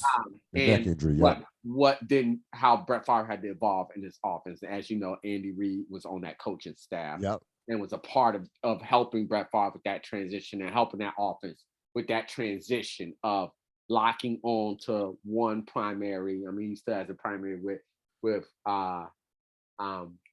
Kelsey, but diversifying that passing game. So I say that to say I 100% agree with you as well on this one, because they're still going to be finding themselves in that offense. Week 3 at Indianapolis. This is a win. I'm sorry. I'm not putting a lot of stock into Matt Ryan. I know Indianapolis is a very talented roster, but this is like there are going to be some games on this schedule that the quarterbacks, you just say that these quarterbacks are like, no, we're not, even despite this transition, that the quarterbacks are just not good enough. And Indianapolis is one of them. This is our first disagreement. I heard other people. Wow. That same take on this that you had. I thought about so you had them losing in Indianapolis. Yep, I do because I think if you just take the quarterback comparison, they lose. Right. But run heavy team, physical defense gives Kansas City fits. I agree. They have always gives Andy Reid's team. It just always does. And so I think I would like them later in the season but early in the season, I'm going to give that one to Indianapolis. I am. That's fine. No, I can see it. I mean, it is on the road as well. So I'll take that into consideration. Remember, they're just looking for competent quarterback play in Indianapolis. They're not asking Matt Ryan to be anything other than competent. We heard the same thing from Carson Wentz last year too. We heard no. It's the same. It's the same thing. But remember, they're just looking for competent quarterback play. So Matt Ryan doesn't have to be spectacular. I'm just saying, just in general. I understand. Listen, I love that. We know how good the roster is, minus the quarterback, like offensive line, defensive line. I'm not in love with the receivers. Right, exactly. We're not talking about playoffs. We're talking about week 3. I'm not in love. I'm fine with it in week 3. We disagree on that one. Buffalo with that late in the season. Oh, we're gonna smash Matt Ryan in his face. So right now I have them at 2-1. Week 4 was easy. Get that out of here. Week 4 was easy at Tampa Bay. They're gonna lose that. I think so. That at Tampa Bay, and plus that's a rough. This is the flip because I heard this beating Tampa Bay. I do. This is the flip. This is my flip. Why? Motivation, flat out. Sure. I see Pat see you did well whatever. See, let me not even get on where your team is and how many big games you've been in lately. But I've seen Patrick Mahomes locked in on you. Right. I've seen that. Okay. I've watched it so many times. Right. Over these past few years. Right. That's the game he wants. That's the game that team wants. And I'm unsure of Brady's motivations this year. Okay. I'm unsure. You're gonna really question. Hold on. You're gonna hold on. No, wait. Now you're going. No. We talking at Tom Brady. Adams here because we talking about going up against. We talking about going up against Baby Go. We're not just talking about he going up against Matt Ryan. We talking about. You just said I'm unsure. No. I'm giving different things, and then I'm also unclear about the age of that defense. And I'm also unclear about what that offensive philosophy looks like under a brand new head coach. What input, what things, what happens. if there's anything that's off, and you got a hungry, motivated Kansas City team, and particularly a hungry, motivated Patrick Mahomes, I'm explaining to you the differences and why I think Kansas City gets that win. Because you said, like it's impossible. No. Kansas City No, let me fix it. I don't know. I don't think it's impossible. What I'm saying, I think, and the more and more you talk about Kansas City, I gave you my hold on, no. The more and more you talk about the Indianapolis, the physicality, I think that could easily be a I schedule. agree. I think that can easily be a schedule loss because of how physical that Indianapolis game is going to be. So you go to Indianapolis. The thing is, they could lose both of those games. Yes, they could. Yes, they definitely could lose both of them. So I lean towards. We giving Kansas City the championship medal or veteran benefit here. Right. So different. So after 4 games, I had them at 2-2. I think we both. Hold on. Do I have them at? Is it? Yeah, 2-2. So I think we both have them at 2-2. Yeah. We just flipped. Yeah, we flipped the game. Yeah. Week 5, home to Las Vegas. I had that as a win. Agreed. Those I think now they can't afford to slip up to Vegas this year. Right. I had that as a win, and we just got to see what it looks like for Vegas. Vegas got a lot of great shiny toys. Like at the end of the day, that's what I had to like really start wrapping my head around. It's like there was a lot of big splash, a lot of noise this season. The continuity, yes. But it's just like now we're locking into actual games being played. I like the consistency. I guess that's a big thing of mine. The continuity that you're talking about over the flashy new things until I see it. Yeah. So had them at 3-2 after 5 weeks. Week 6, the big one, or one of the big ones. They have a lot of big ones. This is it. Home to the Buffalo Bills. I had that as a loss. Well, you know what I have this. Of course, I know that. Like that. Yeah, of course. You know I have it. Of course. So after 6 weeks, I have them at a pedestrian average 3-3 after 6 weeks so far. Week 7 at San Francisco, I had that as a win. Even if Jimmy G is the quarterback, and again, I know physical football team, but again, they're good, but yeah, San Francisco. They live in San Francisco's head. I've seen them against San Francisco, and again, I actually think San Francisco could even take a step back, this year as well. To be honest with you, and there's a lot of things going around San Francisco too. Yes, someone pointed out that's right before the trade deadline as well. Yes, game. So even if Deebo Samuel it's a lot. No, it's a lot. Predicting forward, this feels like a win. So that would take them to 4-3, and then week 8 they have the bye, which I think would be a perfect. That actually is a perfect time for their bye. Yeah. Week 9 we go at 4-3. We go home. They will be home to Tennessee. I have them winning against Tennessee. I'm not high on Tennessee at all. I'm sorry.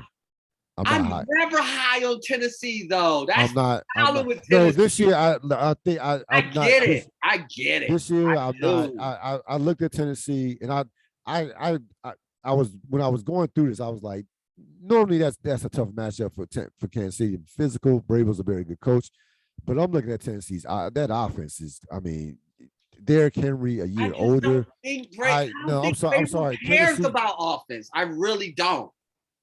They've been doing this for years. I think that offense. I think the offense is going to take a step back. I don't think he cares. I really don't. You have Derrick Henry a year older. No AJ Brown. Sure.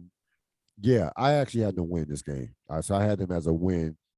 That's so that would take them to, after 8 games. This 5-3. Oh no, that would be at the 8. Yes. So I had them, 5-3. Hold on, 1, 2, 3, 4, 5. Yes, because that's week 9. So I had them 5-3. Did you have them beating Tennessee or losing? No, I had them winning against Tennessee. Okay. I'm not going to do to them what I do. Like I feel like the appropriate amount of respect for Tennessee, but other people do not. So I'm not going to put that on them. My appropriate fear of Tennessee. They make no sense to me. I don't understand how they and yet they win a lot of games. Week 10, hosting Jacksonville, had that as a win.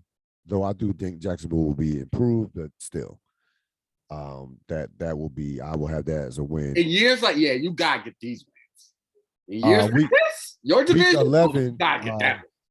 Week 11, I have them. They're at the Chargers. Week 11, I have them winning because I don't think the Chargers are going to sweep them.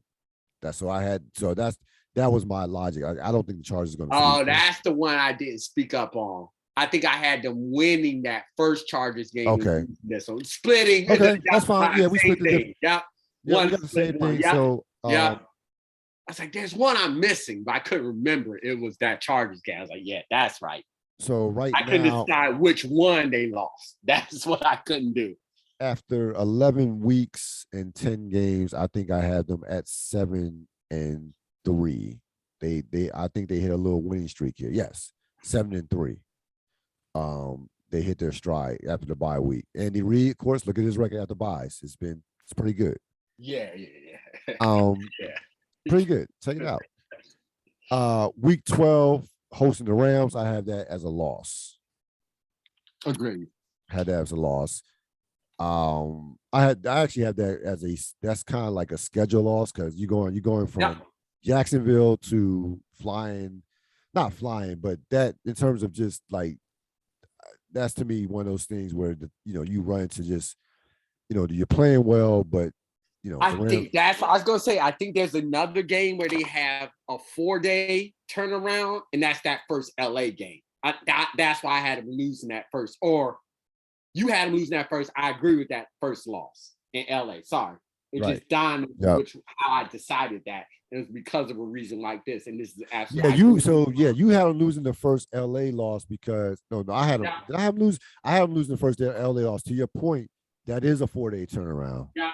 So the game. I didn't speak up on it first time because I just couldn't remember. The game is 9-11. I was like, did I have them losing this game? I can't remember. The worst. I know I had them losing one, but I couldn't remember. So, anyways, to your point, this is why I agree with you on the Rams one. I remember hearing this too. Keep going. So that takes them to 7-4 after 12 weeks. Week 13 at Cincinnati, I had that as a loss as well. Agreed. So they're at now 7-5. Week 14 at Denver, I had that as a win. Agreed. That takes them to. Just won't know what Denver looks like until we. No, we don't. That takes them to 8-5. Week 15 win Texas 9-5. I think we don't have to go into deep analysis about that. Nope. So that's not so at 9-5 after 15 weeks. Week 16 hosting Seattle, I had that as a win. Yep. Week 17 hosting Denver, I actually had that as a loss because I think that division is going to be a bloodbath. I don't think anybody's going to like have a gaudy record in the division.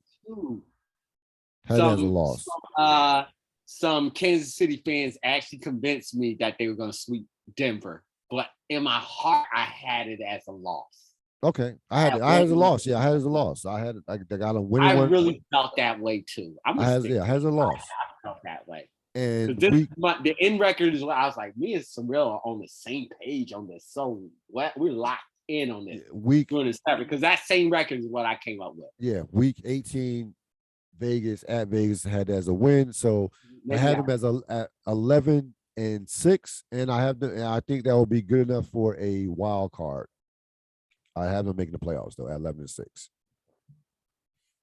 I agree with that. That's a might even.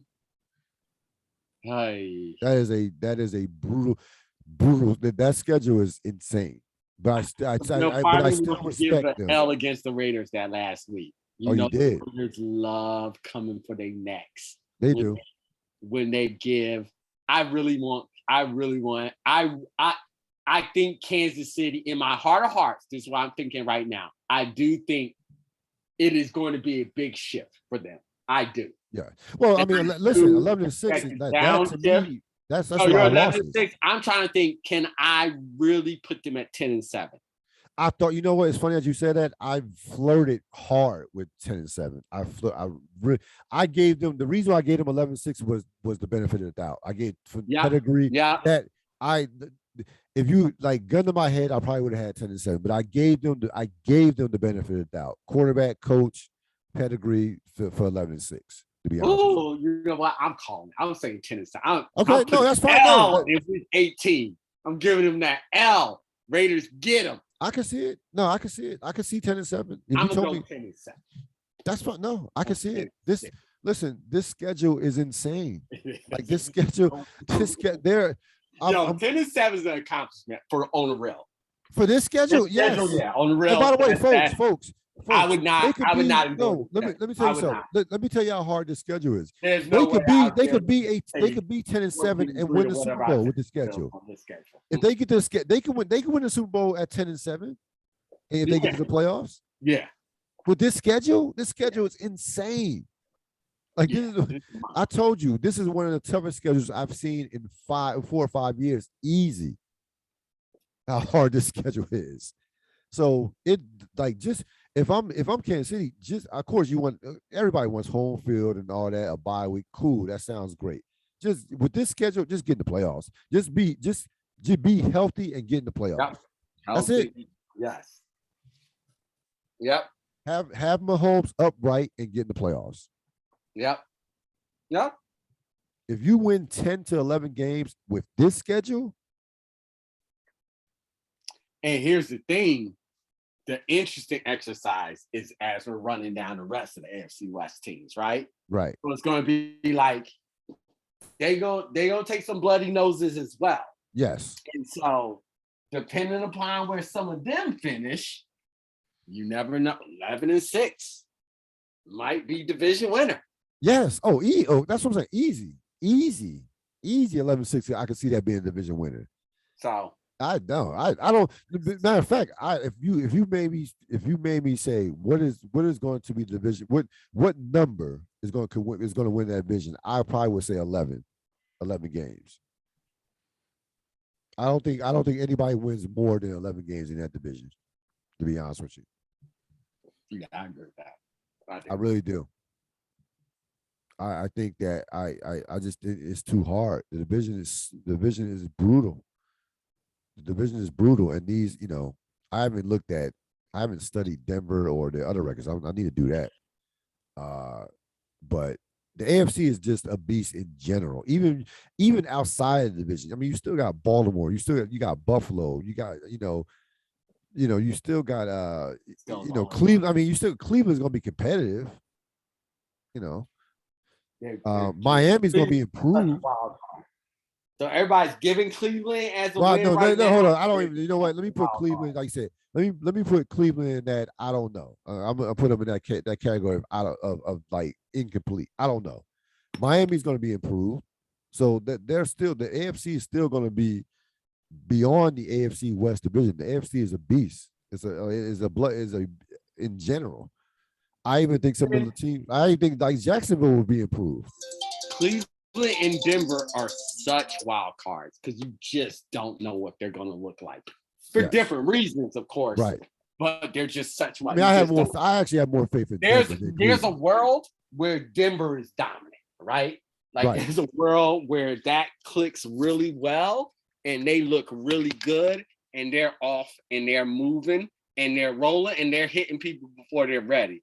And so what were W's for you are now 2 L's. Yep. Yeah. And even some of the teams, even some of the non-playoff teams will be competitive. Like I know they don't have a quarterback, but we know Pittsburgh is going to be competitive. They're going to fight. Yep. You know what I'm saying? They're going to, it's Mike Tomlin. They're going to fight. Never missed the playoffs in his entire career. Never had a losing record. He's missed the playoffs. Never had a losing record. Sorry, yeah, you're right. My bad. I mean, I'm not high on Tennessee, but Tennessee is going to battle. Tennessee. I just can't with that team. I don't get them. I don't understand it. Whatever. whatever. Realistically, how many bad teams are there in the AFC? The Jets are bad. They're bad. I still would put Jacksonville in the category as bad. Yeah. Who else is like bad? You're thinking about the teams that you the worst teams in the worst teams on in the there. AFC conference. Houston's horrible. Yeah, they're horrible. Houston, Jacksonville, and the Jets. Yeah, that's it.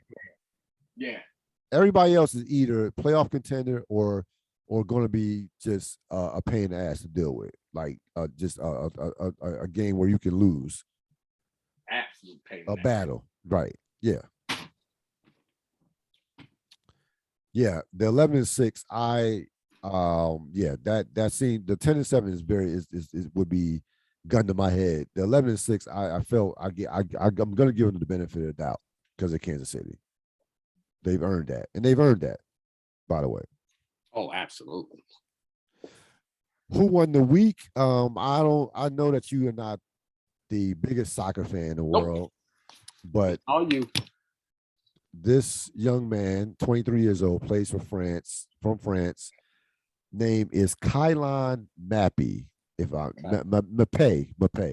Hopefully I'll get that right. You know why he won the week? He signed a 3-year contract. Guess how much? Guess how much? Just guess. 3 years. Let's go $60 million. Oh my. No, not even close. That's not winning. That's not winning the week. I mean, come on. Soccer? Not even close. Not even close. I'm gonna give you another chance. What? I'm gonna give you another chance. I'm just trying to think of that. Like what would a 3-year? Think of what Ronaldo and Messi are making. Think about that. What, for real? For 3 years? Aren't they longer than that? What is it? Tell me. 3 years, $898 million. Oh, see, come on now. That doesn't make sense. Yes. That's what? Yes. How much? Say that again. 3 years, $898 million. The biggest contract in the history of soccer. I would dare say one of the biggest sports contracts ever. That's talk about a bag. That's not a bag. That's a damn vault. What? Yeah, man. I mean, yeah. I can't. What? Yeah. How do you break that down to years? What is that? That's 900 million. What is that? That is that? I mean, that's basically like a little less than $300 million a year. Yeah. Like 298 a year. Yeah. I can't even understand those numbers. That broke my brain. To give you brain. The previous biggest contract, to give you some context, a little bit of context. The previous largest contract, and I looked this up. Messi signed the contract in 2017 for 4 years. For 4 years, $638 million. Okay. Did he get some percentage of the team? Something. I remember something like that. Yeah. And by the way, Ronaldo is a billionaire. And it made sense. So these worldwide soccer players are just if a name rings out to me, you know they're internet so Messi made sense. I don't know this kid at all. No, but here's the thing. This is what happens. This is what happens in soccer. He's the new phenom per se. He's the new phenom. So this is what they do in soccer, right? This is what they do in soccer. So $898 million. Here's what they're doing. Here's what they're doing, right? They're paying him based off. Yeah, they're paying him based off. Yes, he's a great player, but they're also paying him based off the potential of what he's going to become. So that's why they lock him up. They've done this. I've seen this with Neymar. Real. With Messi. No, you not understand how this works. Now, if you would have said 10 years, right, it makes more sense. Right. You said 3. 3. Yeah, it's just 3. No, yeah, no, I know. I know it's yeah. I know it will break your brain. I know. I get it. I know. How is that? What? How is that locking somebody up for the future? No, I'm saying they're projecting. Yeah. A lot. Yeah. I mean, clearly, somebody else was going to give him this money if they didn't give him this money. Sure. That like Wow. so yeah. Well, there you go. That is winning the week. That is, yeah. That's yo. There you go. That might be winning the year. Like, yeah. 898. That's a lot of money. Oh man. Time. Wow. I did have a distant runner up. So the let's say for American purposes, I had Tim Conley / the Minnesota Timberwolves. So if anybody doesn't know about, our NBA fans will know, but for those casual sports fans who don't know, Tim Conley was the general manager, vice president, what have you, of the Denver Nuggets. He helped draft Jokic. He helped build that team up, right? So he was making like $3 million a year. He goes to Minnesota. Minnesota, of course, has recently been bought by A-Rod and company.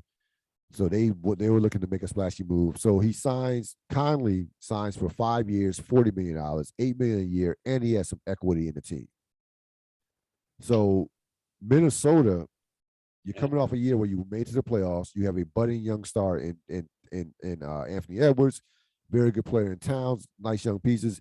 That is a big land for Minnesota Timberwolves. Yep. Huge. Yep. Huge. Yep. Like, you know, you want to see Minnesota's coming. They're like, and here's the thing, right? He doesn't have to rebuild. You have ready-made pieces already there. That is a huge deal to get that guy. And the bottom line is, you wonder why Denver let him go. They didn't want to pay him. Like Denver let go of Masai Ujiri. He goes to Toronto, wins the championship.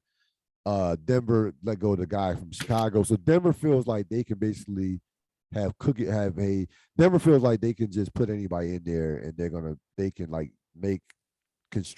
make a general manager. They have a horde of executives, and we'll be fine. That's how they feel. Now we'll see, because again, Conley built that team, like Jamal Murray, Michael Porter Jr., and Jokic was a second-round pick. But that is definitely a big win for Minnesota.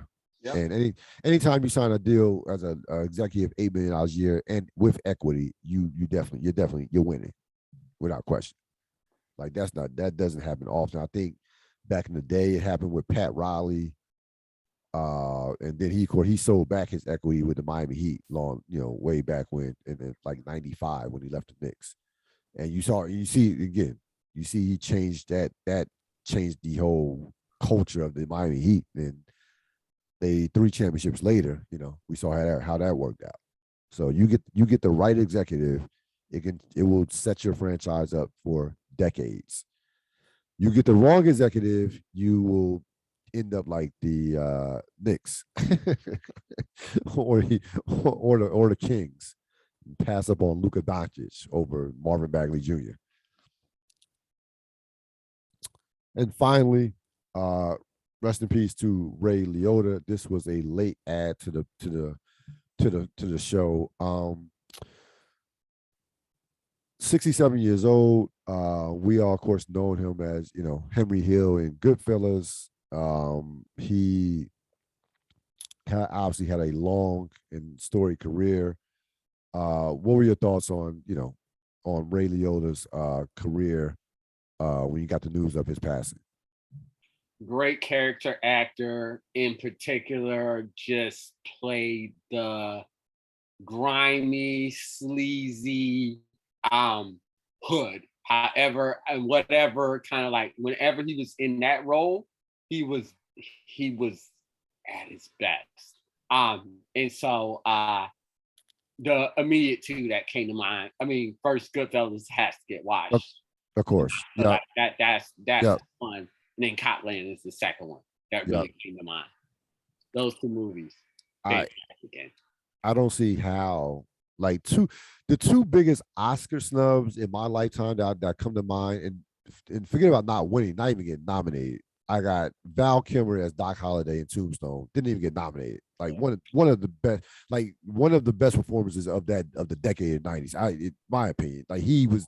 Go watch Tombstone and watch him as Doc Holliday. That he didn't even get nominated. And Ray Liotta in Goodfellas didn't even get nominated. I was like, yo, Yeah, I was tough. he was a oh my god, you like when you can go toe to toe with like Robert De Niro and Paul Sorvino and Joe Pesci and all the stars that they had in that movie and stand out like that is big time. Like that is a once in a lifetime role that he did, and he destroyed it. I can't remember what was going on with Tombstone, but I do know the Oscars wasn't feeling Scorsese at that time. Yeah, yeah. But but the movie got a lot of nominations. I mean, Lorraine Bracco got nominated. Joe Pesci won. They got a few. Goodfellas got about 4 or 5 Oscar nominations. Pesci won. I mean, it's a great movie. It's a classic. I mean, one of the great classic movie, one of the great movies of all time. I just remember that being a part of the conversation. Yeah, no, the Tombstone one. I just don't. I just don't. I probably was too young. How he didn't get nominated was like that. I mean, you've seen that. You saw that character. How like I mean, my goodness, like he owned that movie.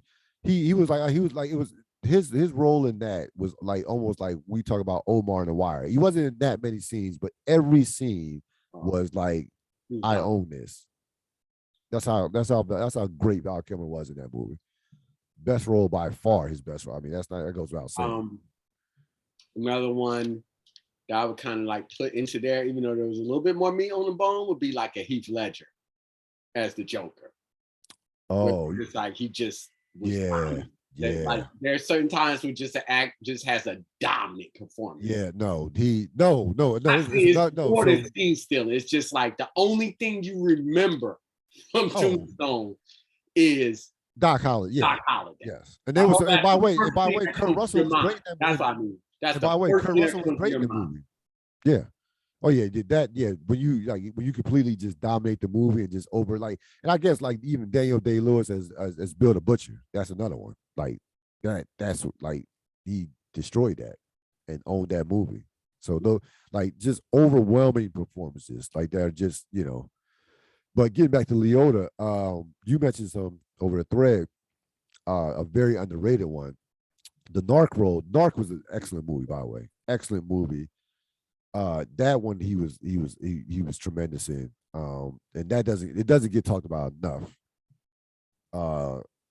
As one of his one of his great roles.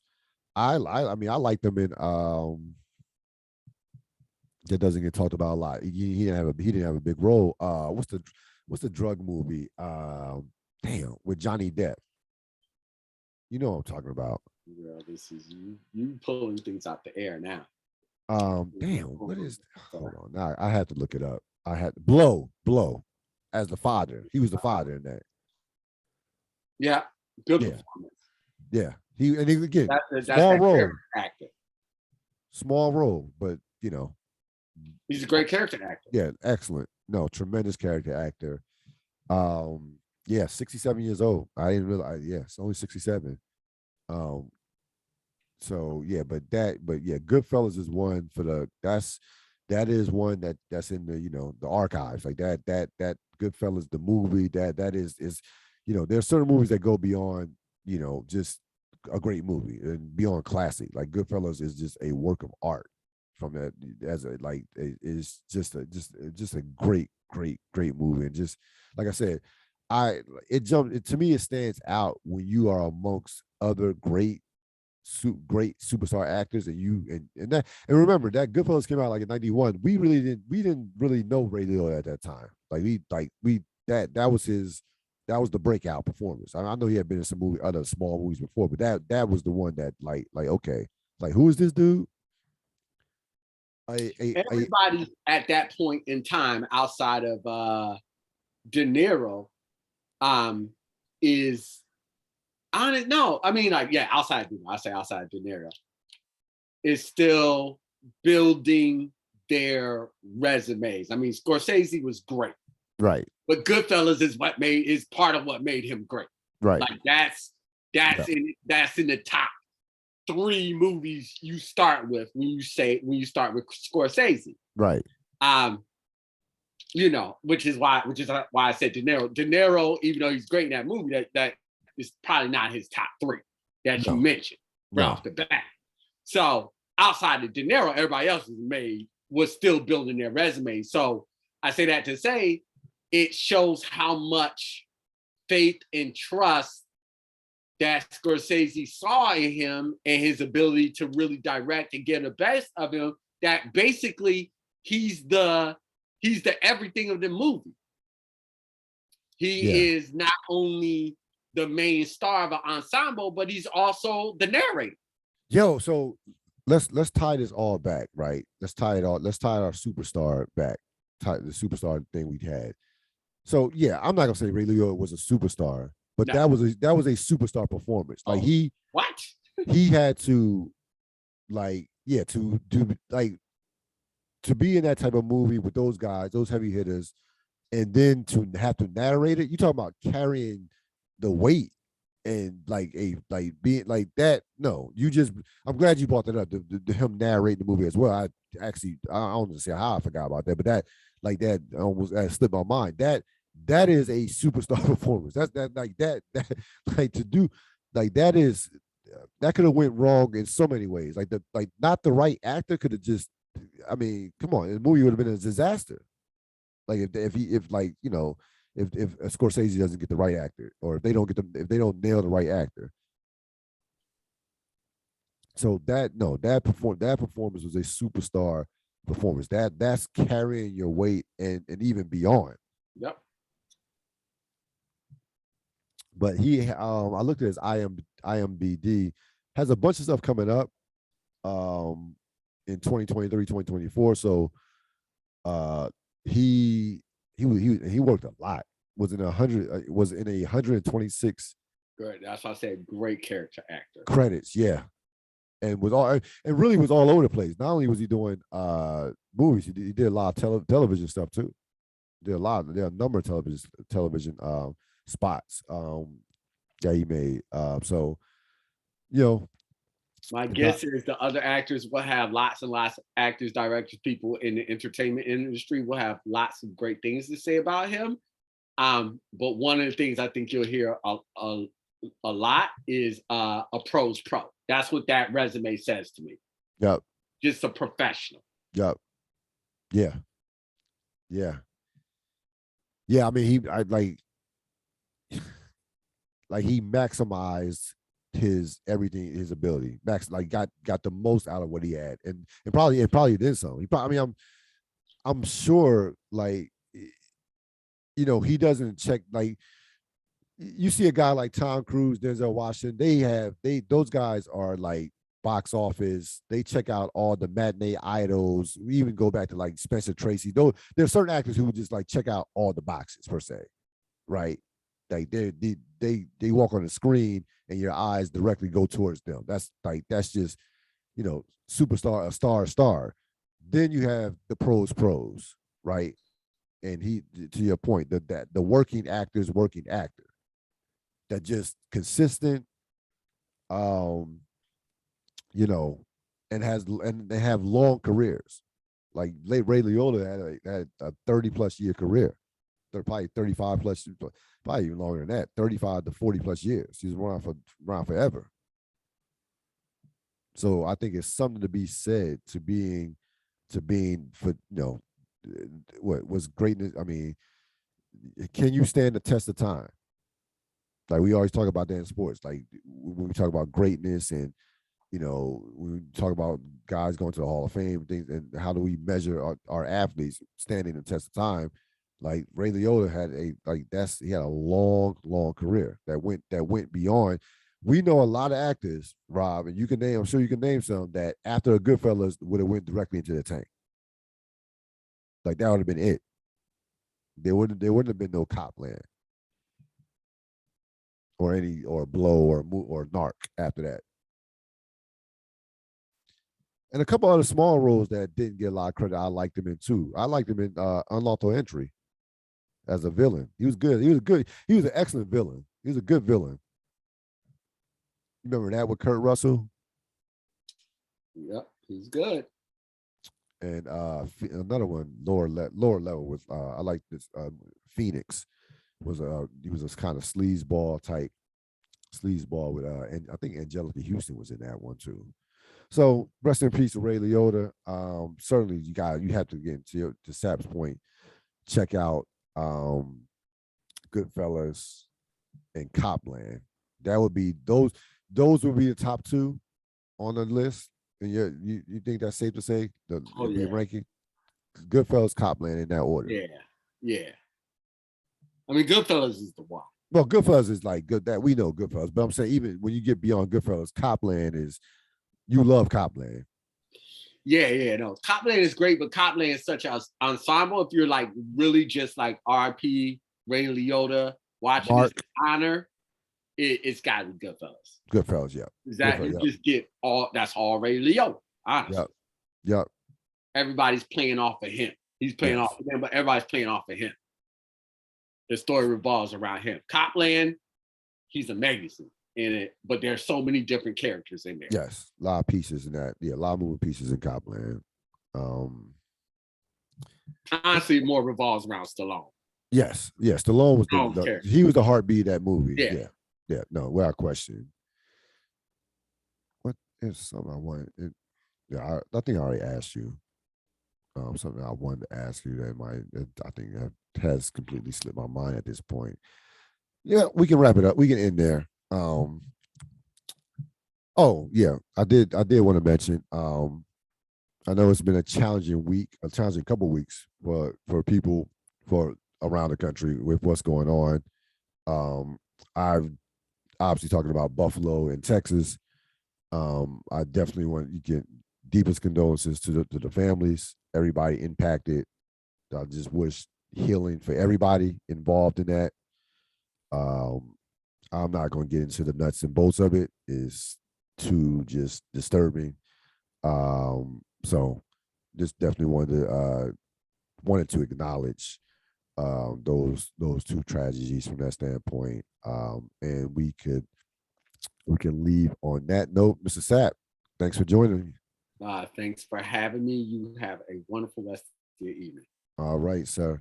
That's going to wrap it up for this latest edition of the Ril Dil podcast. This podcast will be up sometime early this morning, early tomorrow morning.